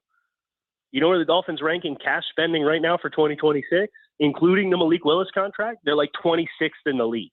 Yeah. And right now for 2027, next year, right now, with the assets that they have on the roster right now, I think they're 27th in cash spending. So, like, all of this focus on the $45 million and you should save the money, they're not paying anybody long term other than like Zach Sealer and Jalen Waddle right now. Right. Now they're going to probably work on contracts with Achan and Waddle and Brewer and Brooks or not Waddle, but Brewer and Brooks, and like all those guys, I think would be good players to pay. Tongue twisters here on Tuesday morning. That's okay. But you look at what they're spending, and that they've said, moving forward, we're not going to be filling out our entire roster in free agency. I think the quarterback position, it goes back to that talking point. It starts at quarterback, and none of it matters until you have that guy. It's not like they're going to be dumping hundreds of millions of dollars into free agency every single year like we've been doing, that we're accustomed to the Dolphins doing. So you have to pay somebody, and right now they're not really paying a whole lot of people. So let me ask you the other part of this from yesterday was Tua signing with the Atlanta Falcons. Good chance he starts the season because of an injury that the rookie's taking care of right now. So what are your thoughts on going forward and Tua's chances for success with Atlanta and what they have? Yeah, I think it's a great fit for Tua when you consider the playing indoors, NFC South, all the division opponents are south of the Mason-Dixon line. I like the fit with Stefanski and some of the skill group and offensive line that they have there. I think there's a decent chance, and it's partly because I'm not super high on who Michael Penix is as a player. But if you could tell me that Tua finds any semblance of the confidence that he played with and the timing that he played with before 2025, I think he's got a pretty decent chance to not give that job back to Michael Penix for 2026. Yeah, I thought same thing. If he's not ready to go for camp and can't compete, Tua knows he gets off to a good start. They're not changing course. This thing is definitely about winning right now, and they can't go with the guy's third ACL. I didn't realize Michael Penix had his third ACL. Yep, he had 2 in college. Wow. And now this one too. And that was, as an older player coming out with multiple ACL tears, and that's tough, right? Now, the other thing I would say this: if Tua plays like he did last year, he won't beat out Michael Penix. Like when Penix is ready to go, Penix will play. But I think you can look at those first 5 seasons for Tua and say if he plays anything remotely close from a timing perspective like that with confidence in what he's seeing, I think he'll keep that starting job. But that's dependent on not playing the way that he did last year, where he wasn't seeing things as fast and he was as confident making decisions. Kyle, thank you, man. Great perspective on the whole thing here as we're moving forward and trying to figure out, clean this thing up. First of all, get it cleaned up, and then of course getting set for this first draft coming up and the 5 picks in the top 90. So I appreciate you coming on, and I'm glad you're feeling better there, bud. Thank you. Thank you, Joe. It's great catching up with you. Kyle Krabs, host of Locked On Fins and NFL analyst for A to Z Sports. Pete Prisco, senior NFL columnist for CBS Sports, going to join us here later, 8 o'clock hour. We'll get him all fired up and ready to go. Right now, I want to talk about getting off the road a little bit and trying to get back on. For any of my brothers out there that have been through it, it's normal. A lot of us that are out there in our lives and haven't always been stable, like yours truly, have been through on and off the road at time from time. And if your new year means a fresh start, new goals, and a chance to reset, if your mental health needs a comeback season, you're in a funk and you just can't get out of it for different reasons, Recovery Unplugged Behavioral Health is here to help with a beautiful mental health residential program right here in Fort Lauderdale. Dr. Barry and his staff can make sure you have a great experience and start feeling better. They've helped over 20,000 people nationwide with expert care, music-based healing, innovative treatments like ketamine therapy for depression, anxiety, and trauma. Hey, make this the year you put yourself first. Do it. You owe it to yourself. Call 954-737-4508 or visit recoveryunplugged.com. You can learn and get all the information you need. New year, new you. Recovery Unplugged. Heal out loud.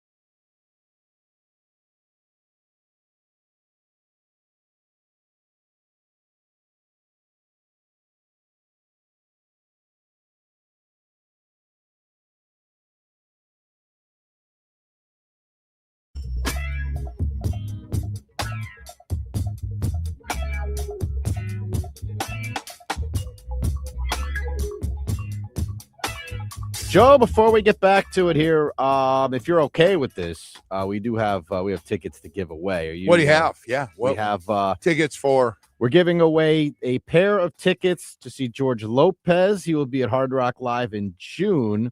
We will give caller number 5 right now, 305-567-0560. We'll give you a pair of tickets. If you can't wait to win, you can purchase tickets at casino.hardrock.com/Hollywood. I think he's very funny.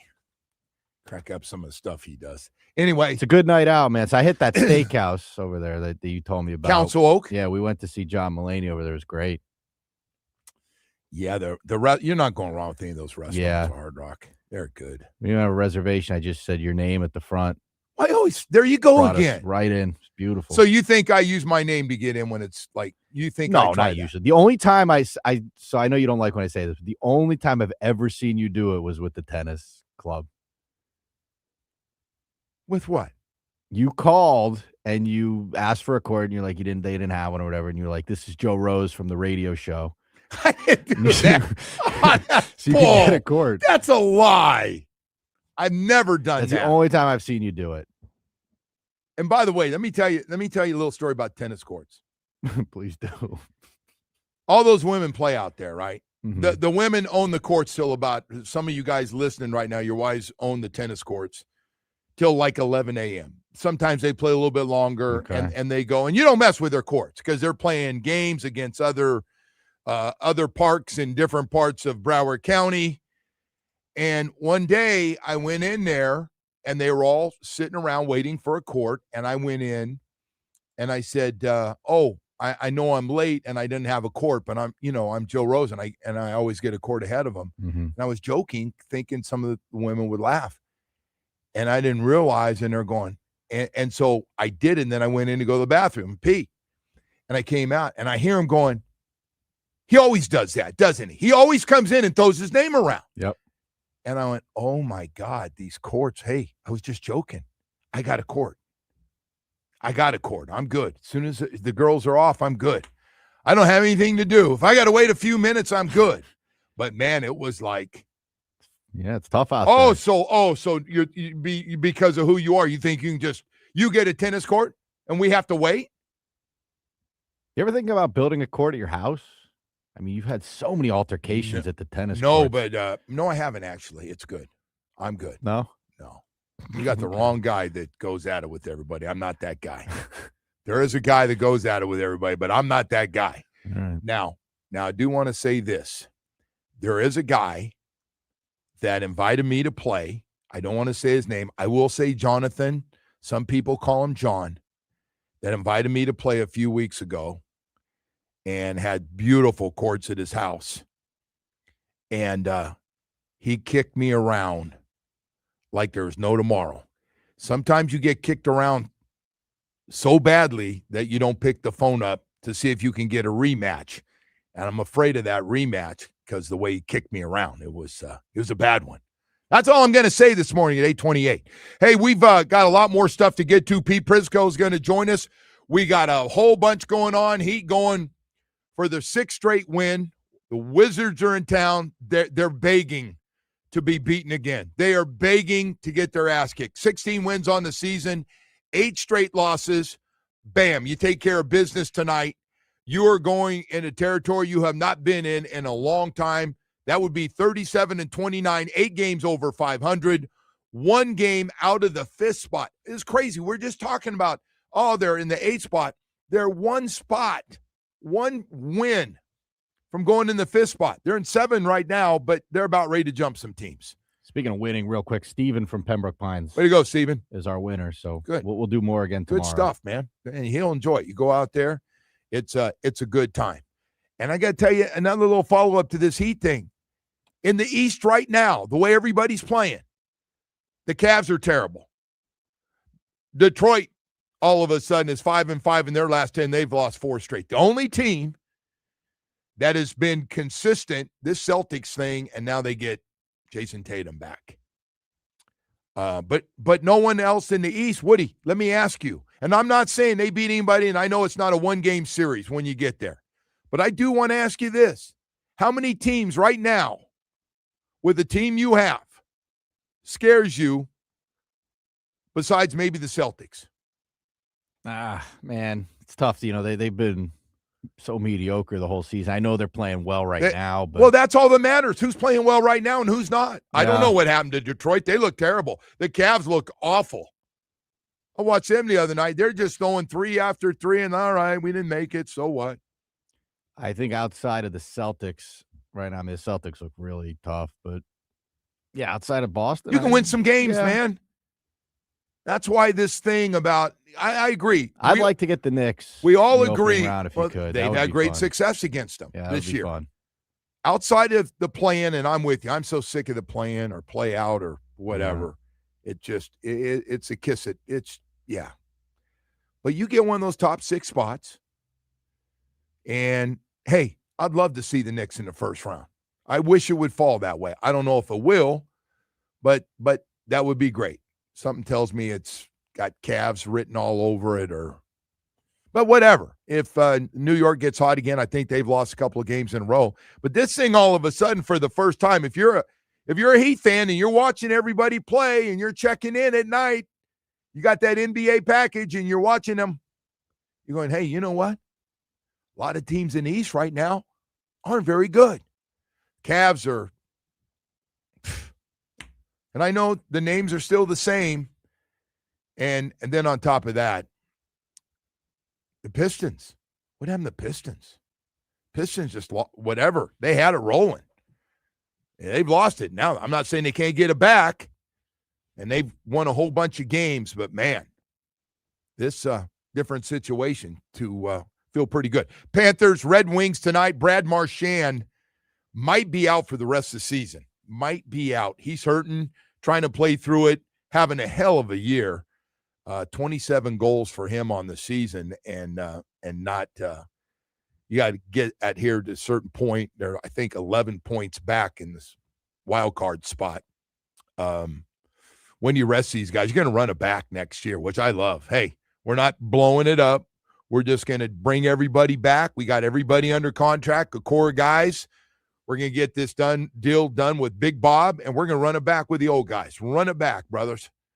And we'll have you-know-who back, who hopefully doesn't play this year. Hopefully they keep Barkov out all season. There's no reason for him to come back. Short of them just all of a sudden without Marchand playing. And by the way, Brad Marchand's hurting himself right now. Shut him down. Shut him down, man. You're not losing your fan base. It's been a hell of a run. Nobody's upset. Everybody gets it. You played a lot of games. Been one of the great runs in sports history down here in South Florida, what they've done the last 3 years. You got to shut some guys down. Shut their ass down. Let's get ready for next year, man.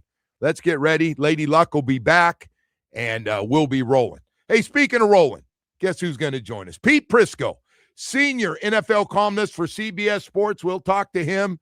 He just loves to get it going, man. He just loves to get it going. Taking a shot there, just a little shot of Malik Willis, man. He friggin' couldn't help himself. Baptist Health South Florida, man, they can help themselves help you when you have an injury. Boy, what a great sports medicine program they have set up. Those doctors they have are second to none. People ask me all the time, hey, where do the pros go when they get injured? And I go, enter Miami, the Heat, the Panthers, and the Miami Dolphins, FIU, FAU, now the Miami Open tennis tournament. They all use the great doctors at Baptist Health South Florida. Yeah, those are the doctors that take care of our teams, man. We got great facilities and got top specialists. You can't be a top sports medicine program unless you don't have the best specialists for every part of the body. They've seen every injury. There's nothing new, and I mean these doctors are top dogs. Anything with the knee, anything you've injured with your knee, including blowing the whole thing out, not a problem, man. They'll put it back together. Shoulder, foot and ankle, hand specialist, back specialist, hip and knee replacement doctors. That's become very popular. And, of course, Achilles doctors. Hey, listen, it's about getting you healthy, man. It's about getting you back out playing team and individual sports you've loved so much your whole life with great facilities like Doctors Hospital in Coral Gables, our new facility 595 in Pine Island in Plantation, Hard Rock Stadium next to the training facility of the Miami Dolphins. Just visit baptisthealth.net/ortho. One goal every day. Just one goal. Let's get you back out playing the sports you love the most. WQAM.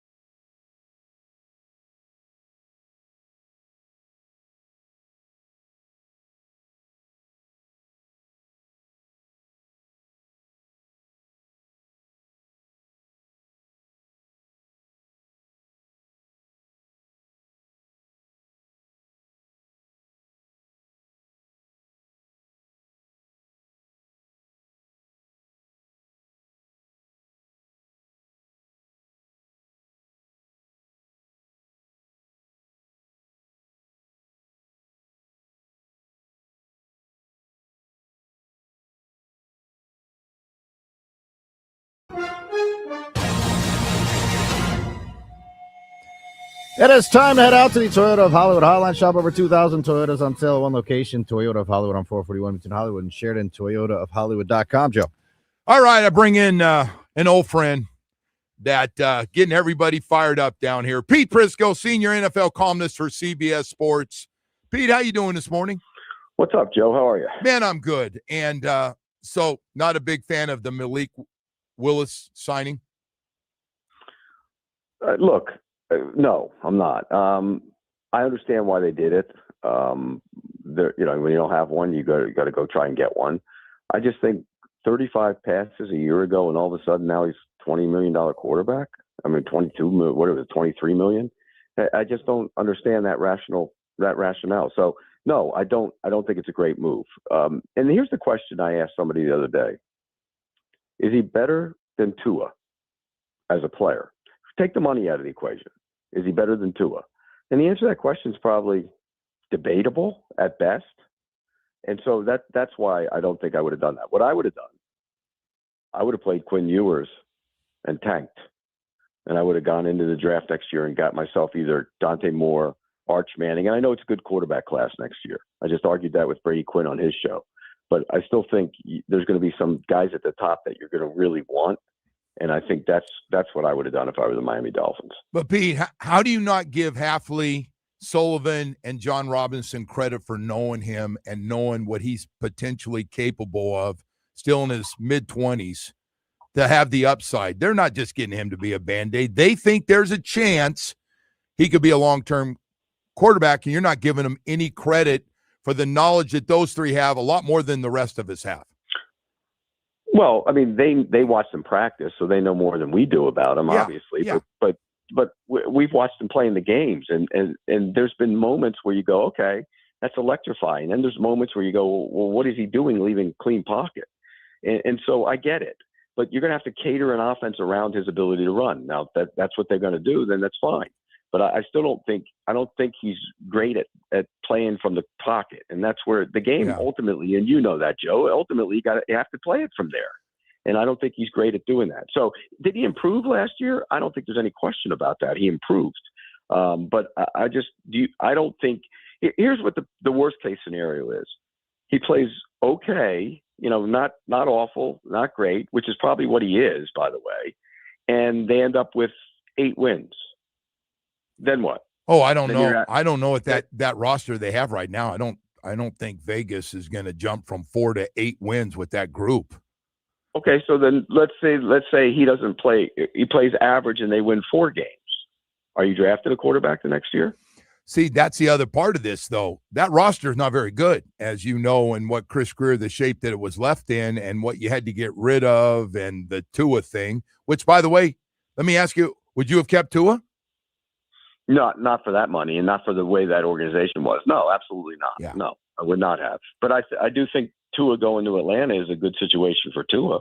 Oh, yeah, it gives him the best. I agree with that. And I'm not just using last year where he had his best game of the year against them up there, but he's got some weapons around him, and he's got one of the 2 or 3 best running backs behind him. I'm with you.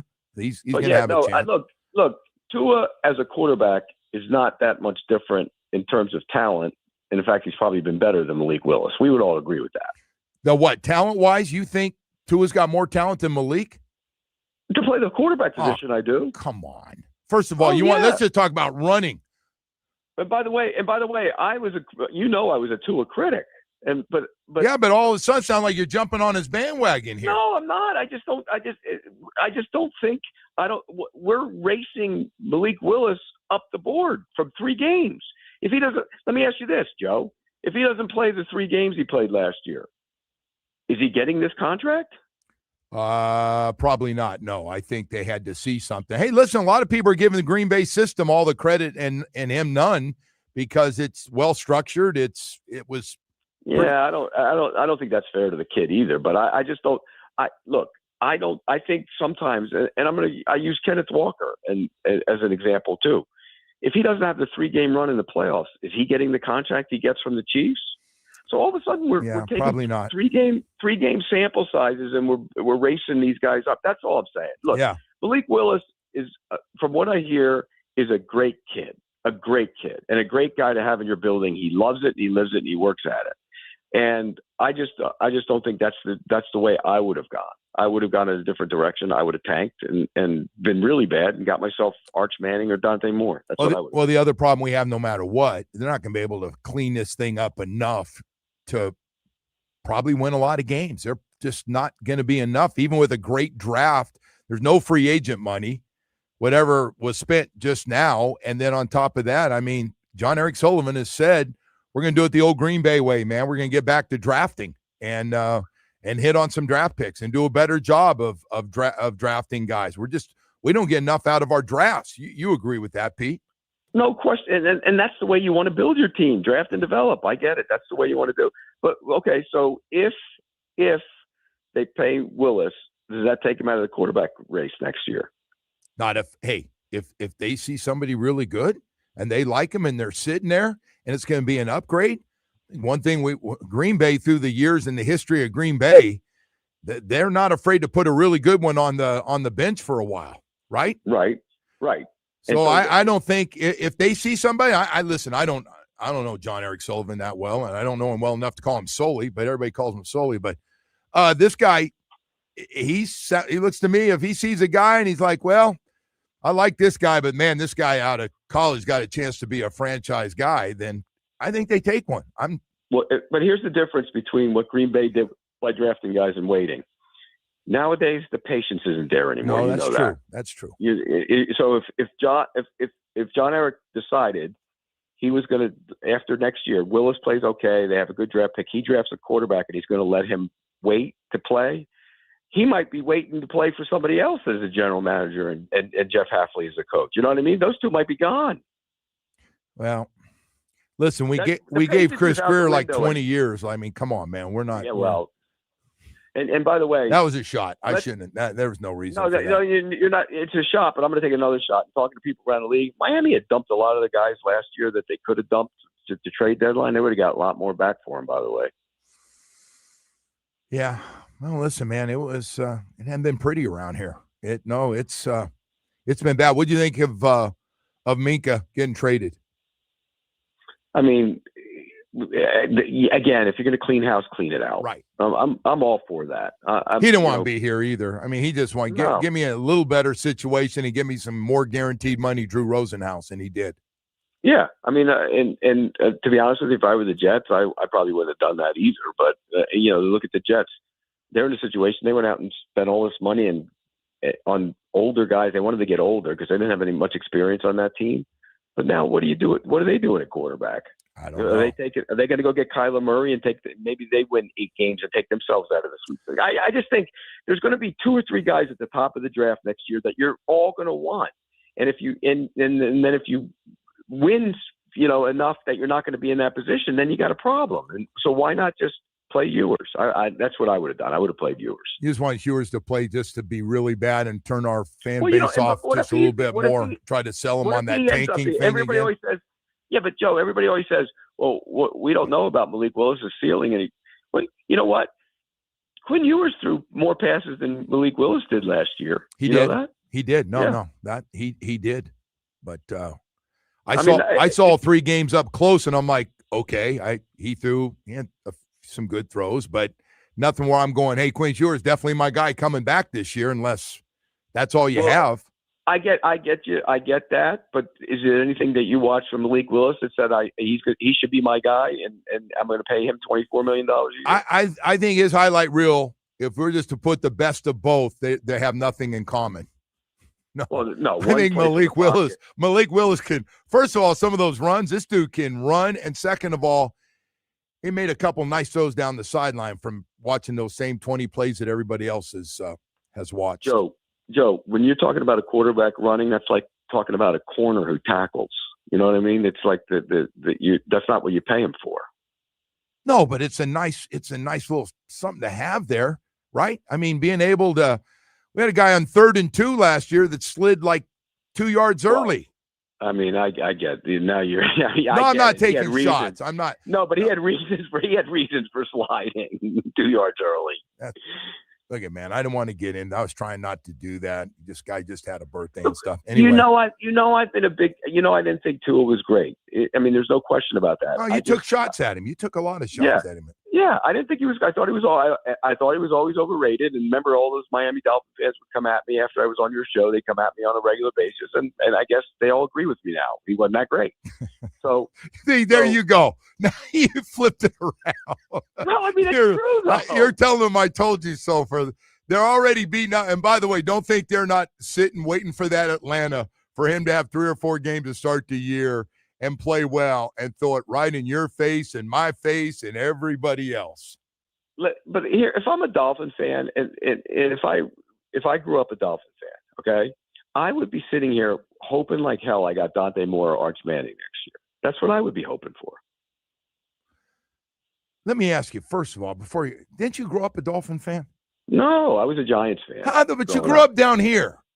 Well, I know, but I was always a Giants fan. Now, don't get me wrong. You always had to be that different kid. Like, there's always that one kid. All your brothers and everybody's rooting for. My parents were Giants. My parents were Giants fans, so it kind of bleed. But again, having said that, I love watching Marino throw the football. Yeah. So you always say that. You do say that. He's the greatest thrower of the football who ever lived, and it's not even close, by the way. We're kind of waiting to see that ball thrown like that again, and as I told him recently, I said, you've kind of effed it up for everybody. He didn't run around much either. He didn't need to. No, of course not. He slid in the pocket. If you did blitz him, you paid. With the ball going right by your ear, wherever you were coming from, it was going the other way.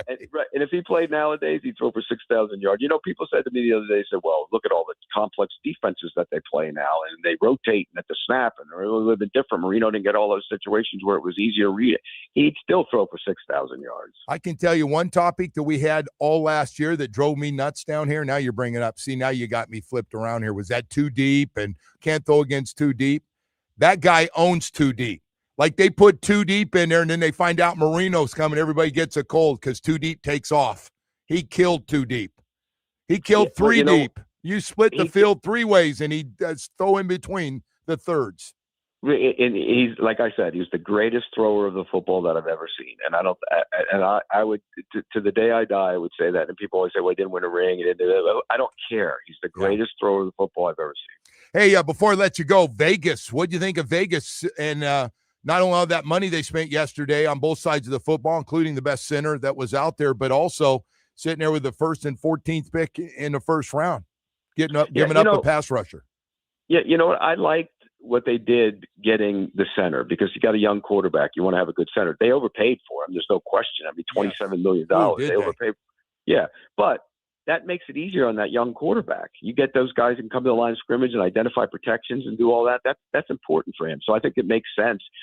They're building something on offense. You get Mendoza in there. You have Bowers. You have Genty. I mean, they went and got Naylor to be a third wide receiver, and then you got those other young receivers that you kind of build around.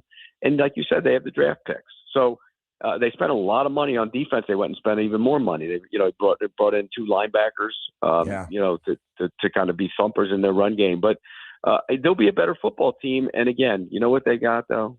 They're going to be able to build it around their quarterback for the long run because they were the worst team in the league, and they get Fernando Mendoza, and Miami might not be able to do that next year. It's hard to be the worst team, though. There's no guarantee for you guys. Always want to dump games, man, and something happens, and you end up beating somebody that's bad. It's just but Joe, there's no guarantee. Like Vegas didn't go. We're clearly going to be the worst team. Good team. You just said they're not a good team. The roster's not very good, and you didn't think Quinn Ewers were very good. So if you played it that way, you would probably be the worst team. Yeah, maybe. I don't want to find out though. Covering that thing, that's a hard one. Hey, by the way, the big winner yesterday by far, Jalen Phillips. Oh my God, 4-year, 120, $80 million guaranteed. How about that coming off an Achilles and an ACL?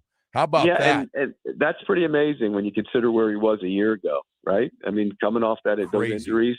Yeah, I mean the money was crazy. Yes, it was. The money. Yeah, and I mean Daniel Jones is asking for 50 million. The rumor is $50 million a year. You know what I would do if I were the Colts? What?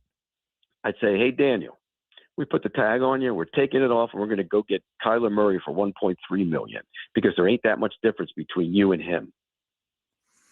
Ooh, Does everybody like Murray? I just, he mean, got a bad okay. rap of being lazy, Yeah. not a great teammate, doesn't study. I don't know how much of that's true. Yeah, we don't know how much you hear that stuff, but you don't know how much is true. But here's the other part of it. On the field, is there that much difference between the two of them? $40 One's million taller. a year difference. One's taller, can see the field a little better, but no, the other guy's pretty athletic. And he can throw it. Yes. Yeah.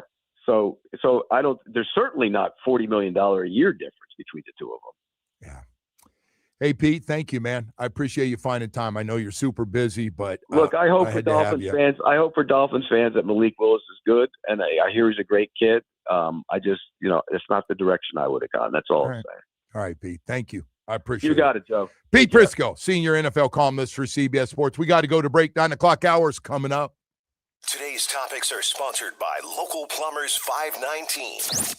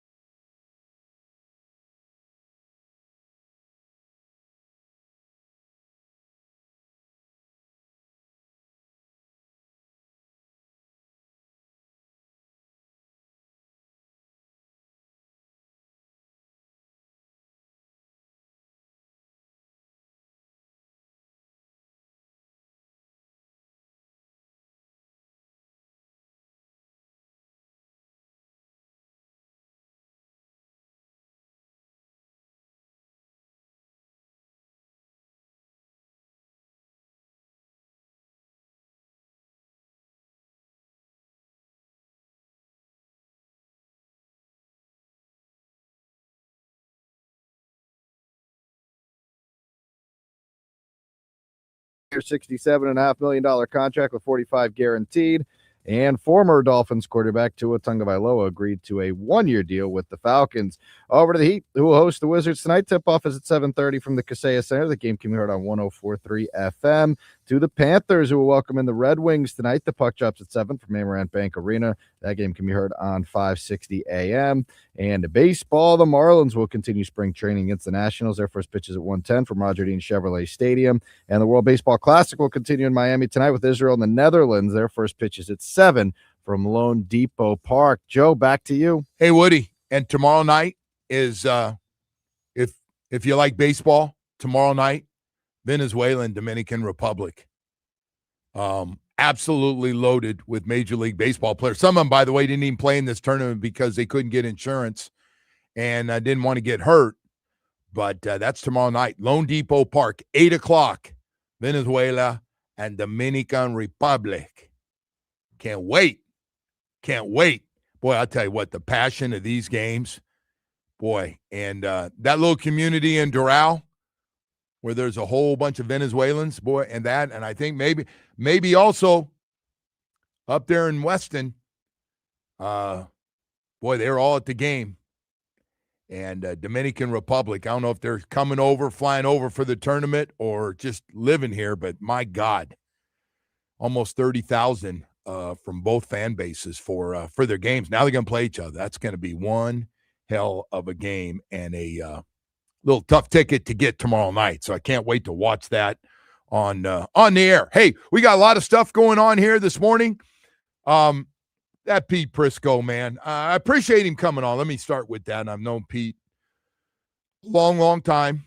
Coral Springs High School, one of the original classes at Coral Springs High School. He's getting older.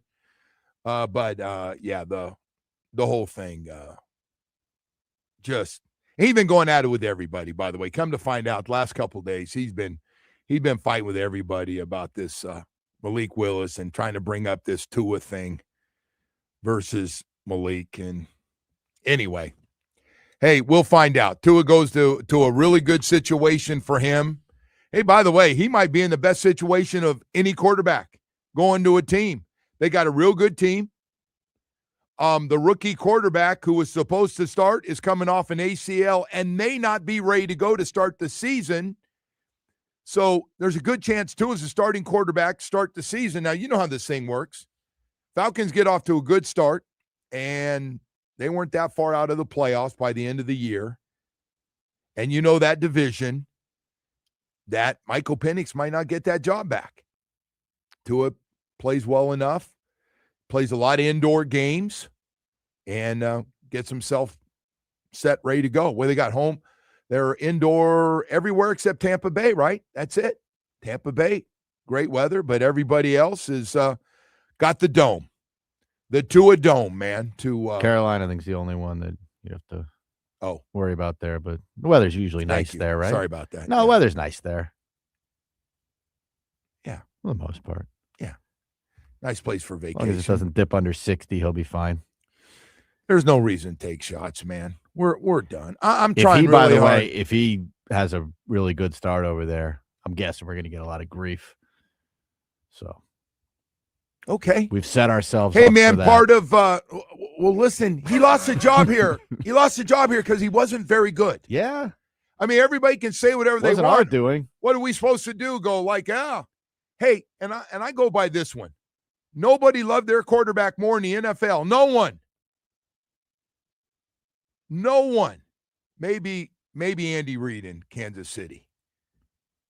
Nobody loved their quarterback more than Mike McDaniel.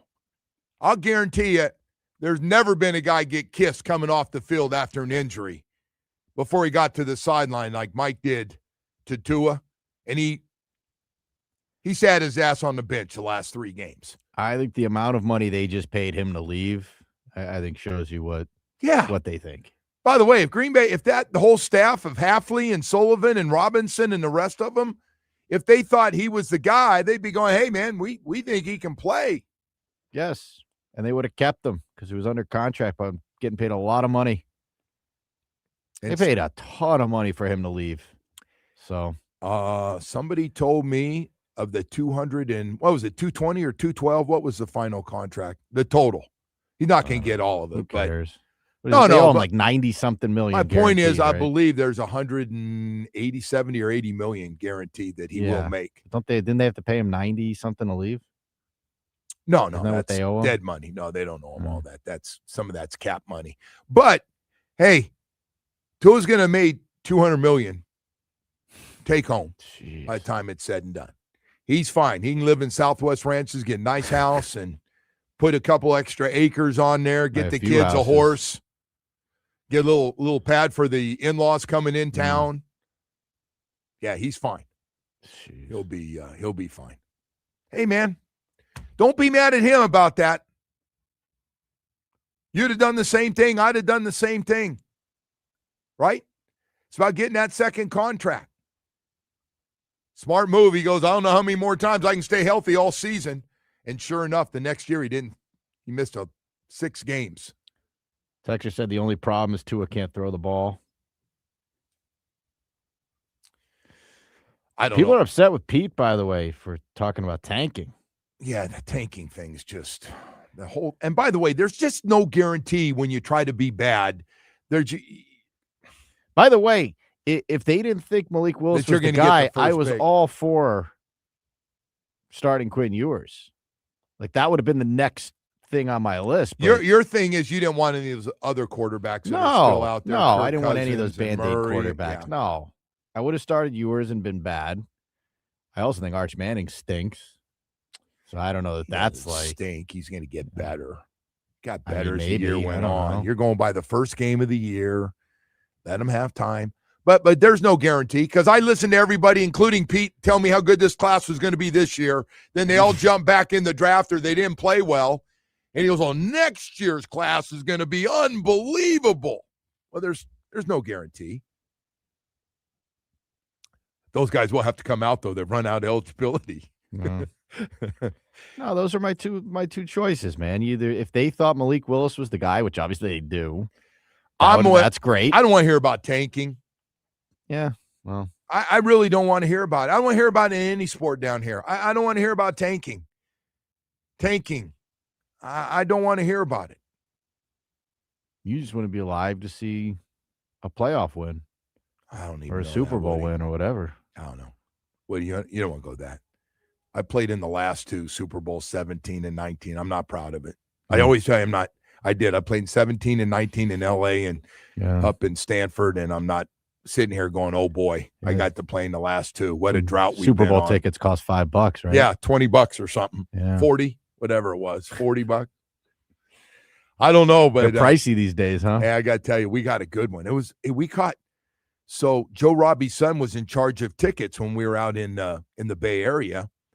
And so he came to all the guys from Northern California, 3 or 4 of us from Northern California, Bo and I, and can't remember. There's 2 other guys. But hey, man, we got big families. Can we get more tickets? They gave us like 20 extra tickets each. 20 extra tickets each. So I went in there. Bo goes, hey, man, they're giving that extra tickets. If you need them, go hit them right now. So can you imagine today with what they're worth? Yeah. The team going, hey, the game's out in San Francisco. Hey, Joe, we're going to give you 20 extra tickets because you went to school and you grew up out here in Northern California. Isn't the face value on those things like $4,000 now? It might be more than that. Jeez. I don't know. I was going to say 6,000, 5,000 or 6,000. That much now? They're bad. Yikes. They're expensive, Woody. I don't know, but can you imagine getting tickets? We had to buy them, but like $40 a piece. Be nice. I don't think you can get into a preseason game. Well, I guess maybe, but you're not getting into a regular season game for $40. I don't know, man, but I'll tell you one thing. The football world has exploded. These franchise values are going up. Prices on everything are going up. Popularity is going up. Don't take it overseas full time, though, bro. Please don't do that. We don't need that. Hey, we got to go to break here. We got more stuff to get to here this morning as we continue. Man, we got a lot of stuff going on here too. If you need a little break from free agency and And talking about quarterbacks, we got hockey tonight at home. We got the Heat at home. Well, I'll tell you what, they need to take care of business. They are playing a bad team, and they are on a roll right now, and they are looking at what we're looking at. They got a chance in the next few games, playing well at home, to be back. And they haven't said this in a long time, Woody. When's the last time the Heat said we're in the 5th spot? It's not crazy. For the first time, it's not crazy. It's one game away. Just keep winning, man. Just keep winning. Hey, right now I want to talk to you about something very, very important. Michael Kotze at Choice Mortgage. Hey, I want to talk to you about some things you're going through, like how about credit card debt? Huh? How would you like to consolidate all your bills? How about you're behind on property taxes, HOA dues, assessments, judgments, liens? All this stuff just keeps adding up, and you go, what am I going to do?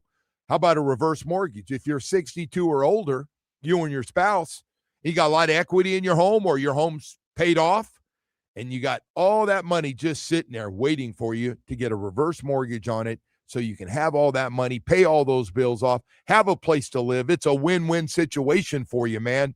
First-time homebuyer programs, little money down. Michael Kotze at Choice Mortgage put together a great program for first-time homebuyers.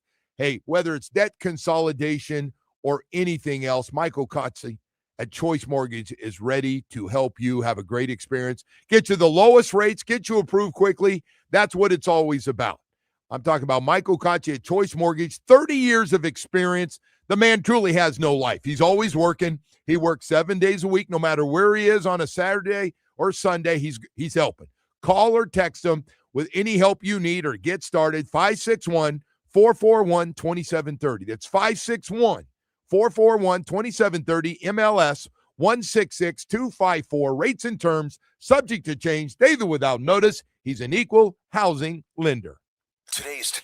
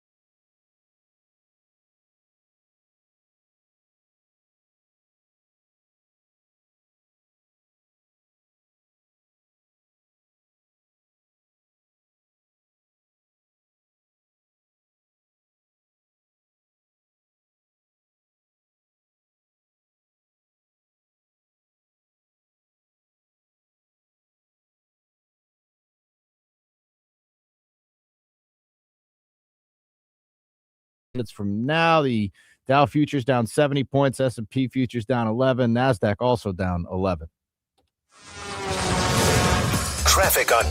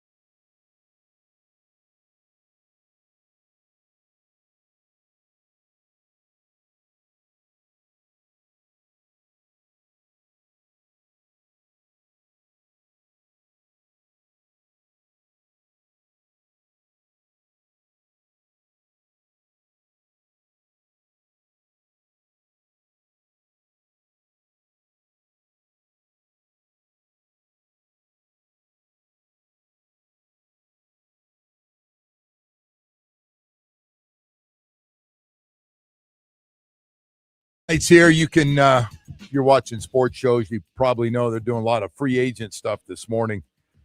We're just watching Mike Evans having a Hall of Fame career, obviously, with Tampa Bay, decides to spend his last 3 years with the 49ers. And I saw him go through that hamstring thing where he kept pulling it over and over again and missing tons of time.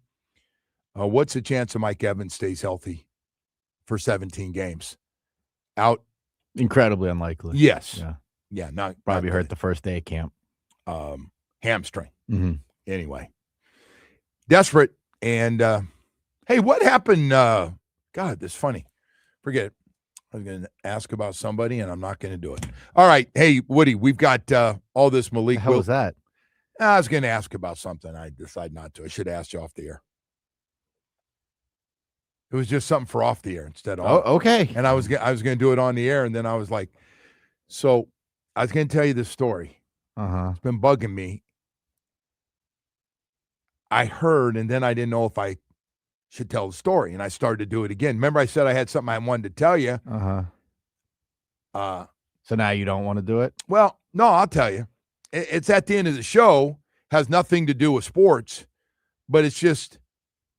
So I talked to my son. They're at that age. Everybody's getting married, right? 40. You know this, right? You go to weddings now. People in their late 30s, yes, your 40s. son is the same age as me. Yes. So you guys going through the wedding thing. So he went to a bachelor party in Fort Lauderdale, or they might have gone down to Miami. And the guy that's getting married is a good-looking guy, you know. And they got drunk, and they stayed out all night, and there were some girls there. They were setting the guy, and the next thing you sure you want to tell this story? That's why I said, should I tell you off the air or not? I mean, it sounds like it sounds no good. No, it's no good. It's bad. Okay. No, you know what? You're right. I shouldn't say anything. I don't know this story. Like, no. So the you guy, give me a heads up. no, I listen. don't know this story, but it sounds like it's really not going. So in at the a very end, good direction, the guy disappears with one of the girls that's getting married 5 days later, 6 days later. But I probably shouldn't tell the rest. Well, I think we can piece it together. No, this got a weird one. The guy goes somewhere with this girl. They can't get a hold of him. They all stayed down there together, so nobody went home. In the morning, called and said, "I'm calling this thing off." So what? So I was with this girl, and I just decided not doing it. Yeah, this is the direction I saw the story going, and But I'm not getting it anymore. Okay. No, stuff's got amazing. Like, this can't happen. There's no way. And I've been involved in some crazy stuff. There's no way. So when I hear about these parties, these bachelor parties, no, I just go, are you sure? Are you sure? Bachelor parties down here? drinking. How far do you go? Okay. Jeez. All right. Hey, man. Good story, man. No, Really. no. I Thank was you just for sharing. it was a teaser. I shouldn't even say anything. No, it's great. Thank you for sharing. I went outside the road there a little bit. I got off the road a little bit. I've been talking about being off the road a little bit. I didn't need to do that. That was painful to listen to. Yeah. Did you wonder how far I was going to go and were you going to stop me? Well, I mean, I think I knew what was going to happen. It wasn't exactly like No, so I mystery think there to figure out what would happen at the end. No, so we're just playing tennis. He's telling me, I'm like, no Mhm. way. No, what? What? What? Oh, just, boy, if you've ever called one of those things off, man, you know there's some drama in there, drama for the whole family, no question about that one. It's crazy. So, hey, this Malik Willis stuff, and I just want to really you to transition back to that. Well, I can't tell the story because if Okay. I tell You did tell the story. No, I didn't What tell more you. is there to tell? There's more to tell you, but I'm going to tell you off the air. I don't know that I want to hear this story off. All the air, right, to then be I won't. honest. Then I won't say it at all. It sounds like a Jamie- not a very nice story. Everybody likes a little train wreck. If you're to be honest, I'm a little curious. Hey, you know what? We're gonna walk out, and Jamie's like, "Hey, screw Hollywood. Go ahead and finish that damn story." What happens to the girl in the store, the wife or the fiance or whatever? Doesn't end well for her, I'm guessing. He called her the next day and said, "I'm not doing it." Yeah, He had to call her. It's a sad story. And then you got the families calling him, going, "What happened?" He goes, "I'm not even in town anymore." He go, "What?" I couldn't help myself. Didn't the same thing just happen to Dak Prescott? Very similar, yes. No. Well, Dak Prescott did a joint bachelorette party where they went together.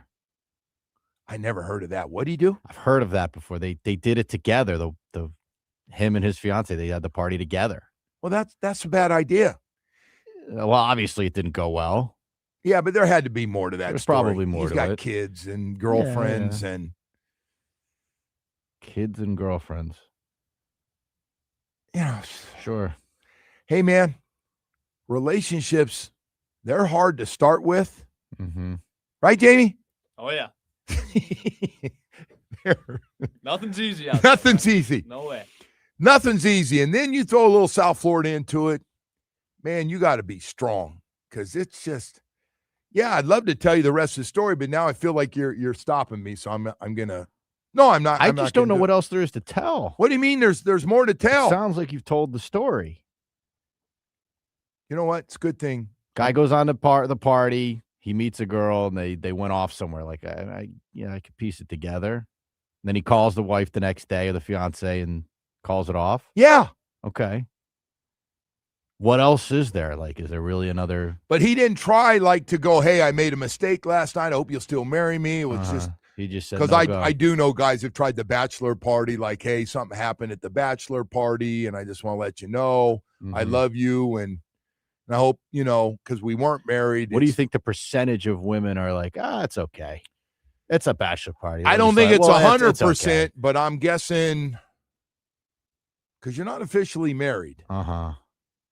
What do you think? That's 20% off, right? 20% you think are okay with that? No. I think 80%. 80%? No. I think 20% are okay with it. No, they're not happy, but they forgive them because they want to go through with the wedding. So okay. So you think 2 out of 10 women forgive them? Go, "I'm sorry, I guy made a cheats mistake." at the bachelor party. Yeah, but they weren't married yet. I understand, but the bachelor party means you're close to the wedding. So you think they're just like, So what do you think the number is? What do you, I mean, what do you I would think, say Jamie? maybe 1 out of 100. Like, I mean, you got Deshaun Watson's girl out there. I don't care about all the. I don't bring it. Yeah, she's the 1 out of 100, though.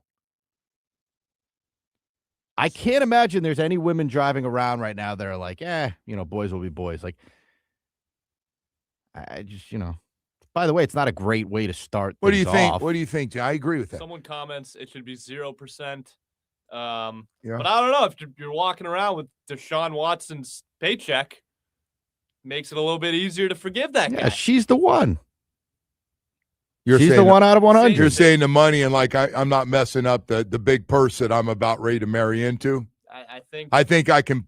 I want to believe anything you tell me. I think forgiveness. This is stretches blinder a little talk. bit, Yeah. A little bit All right. further there. All yeah. right. All right.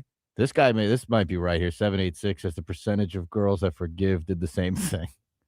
Yeah, they go on a party too. Would you forgive? No. Okay. No, there's double stand. No. Yeah. Would you? No, of course not. Hey, go. On top of that, everybody knows. Yes. Yeah, I'm done. You've crushed my ego. I'm done. I can't be with you. Oh, Woody, you're beautiful, man. I'm not going to tell the rest of it. It was incredible. It was an incredible story. You'll tell me off the air. Affected everybody. And Jamie, screw him because he's being the way he is about this thing. Then you and I get to hear the story. I want to know. I know you do because you're my guy, man. Woody's over here giving me a hard time, man. You're right. All right. Hey, listen, we got more stuff to get to here this morning. We're not. Do we?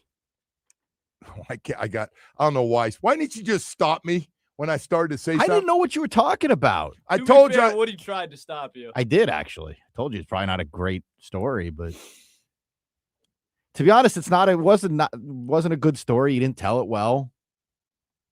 We've seen better, Joe. Yeah, I mean, that's a good point. It's just a really kind of basic, like there was some stuff that was really good, but then I thought I should tell it quickly. And then I decided I probably shouldn't say because somebody's going to be listening that's affiliated with me. Yeah, I'm sure there's people that can piece this together. And then I was thinking my son's going to be pissed that I said something, and you didn't stop me on any of those things. So, yeah, it wasn't a very good job. Because I got family members. All my family lives down here now. 7 o'clock, I got the grandkids listening. Other times, I don't know what time everybody's going to work.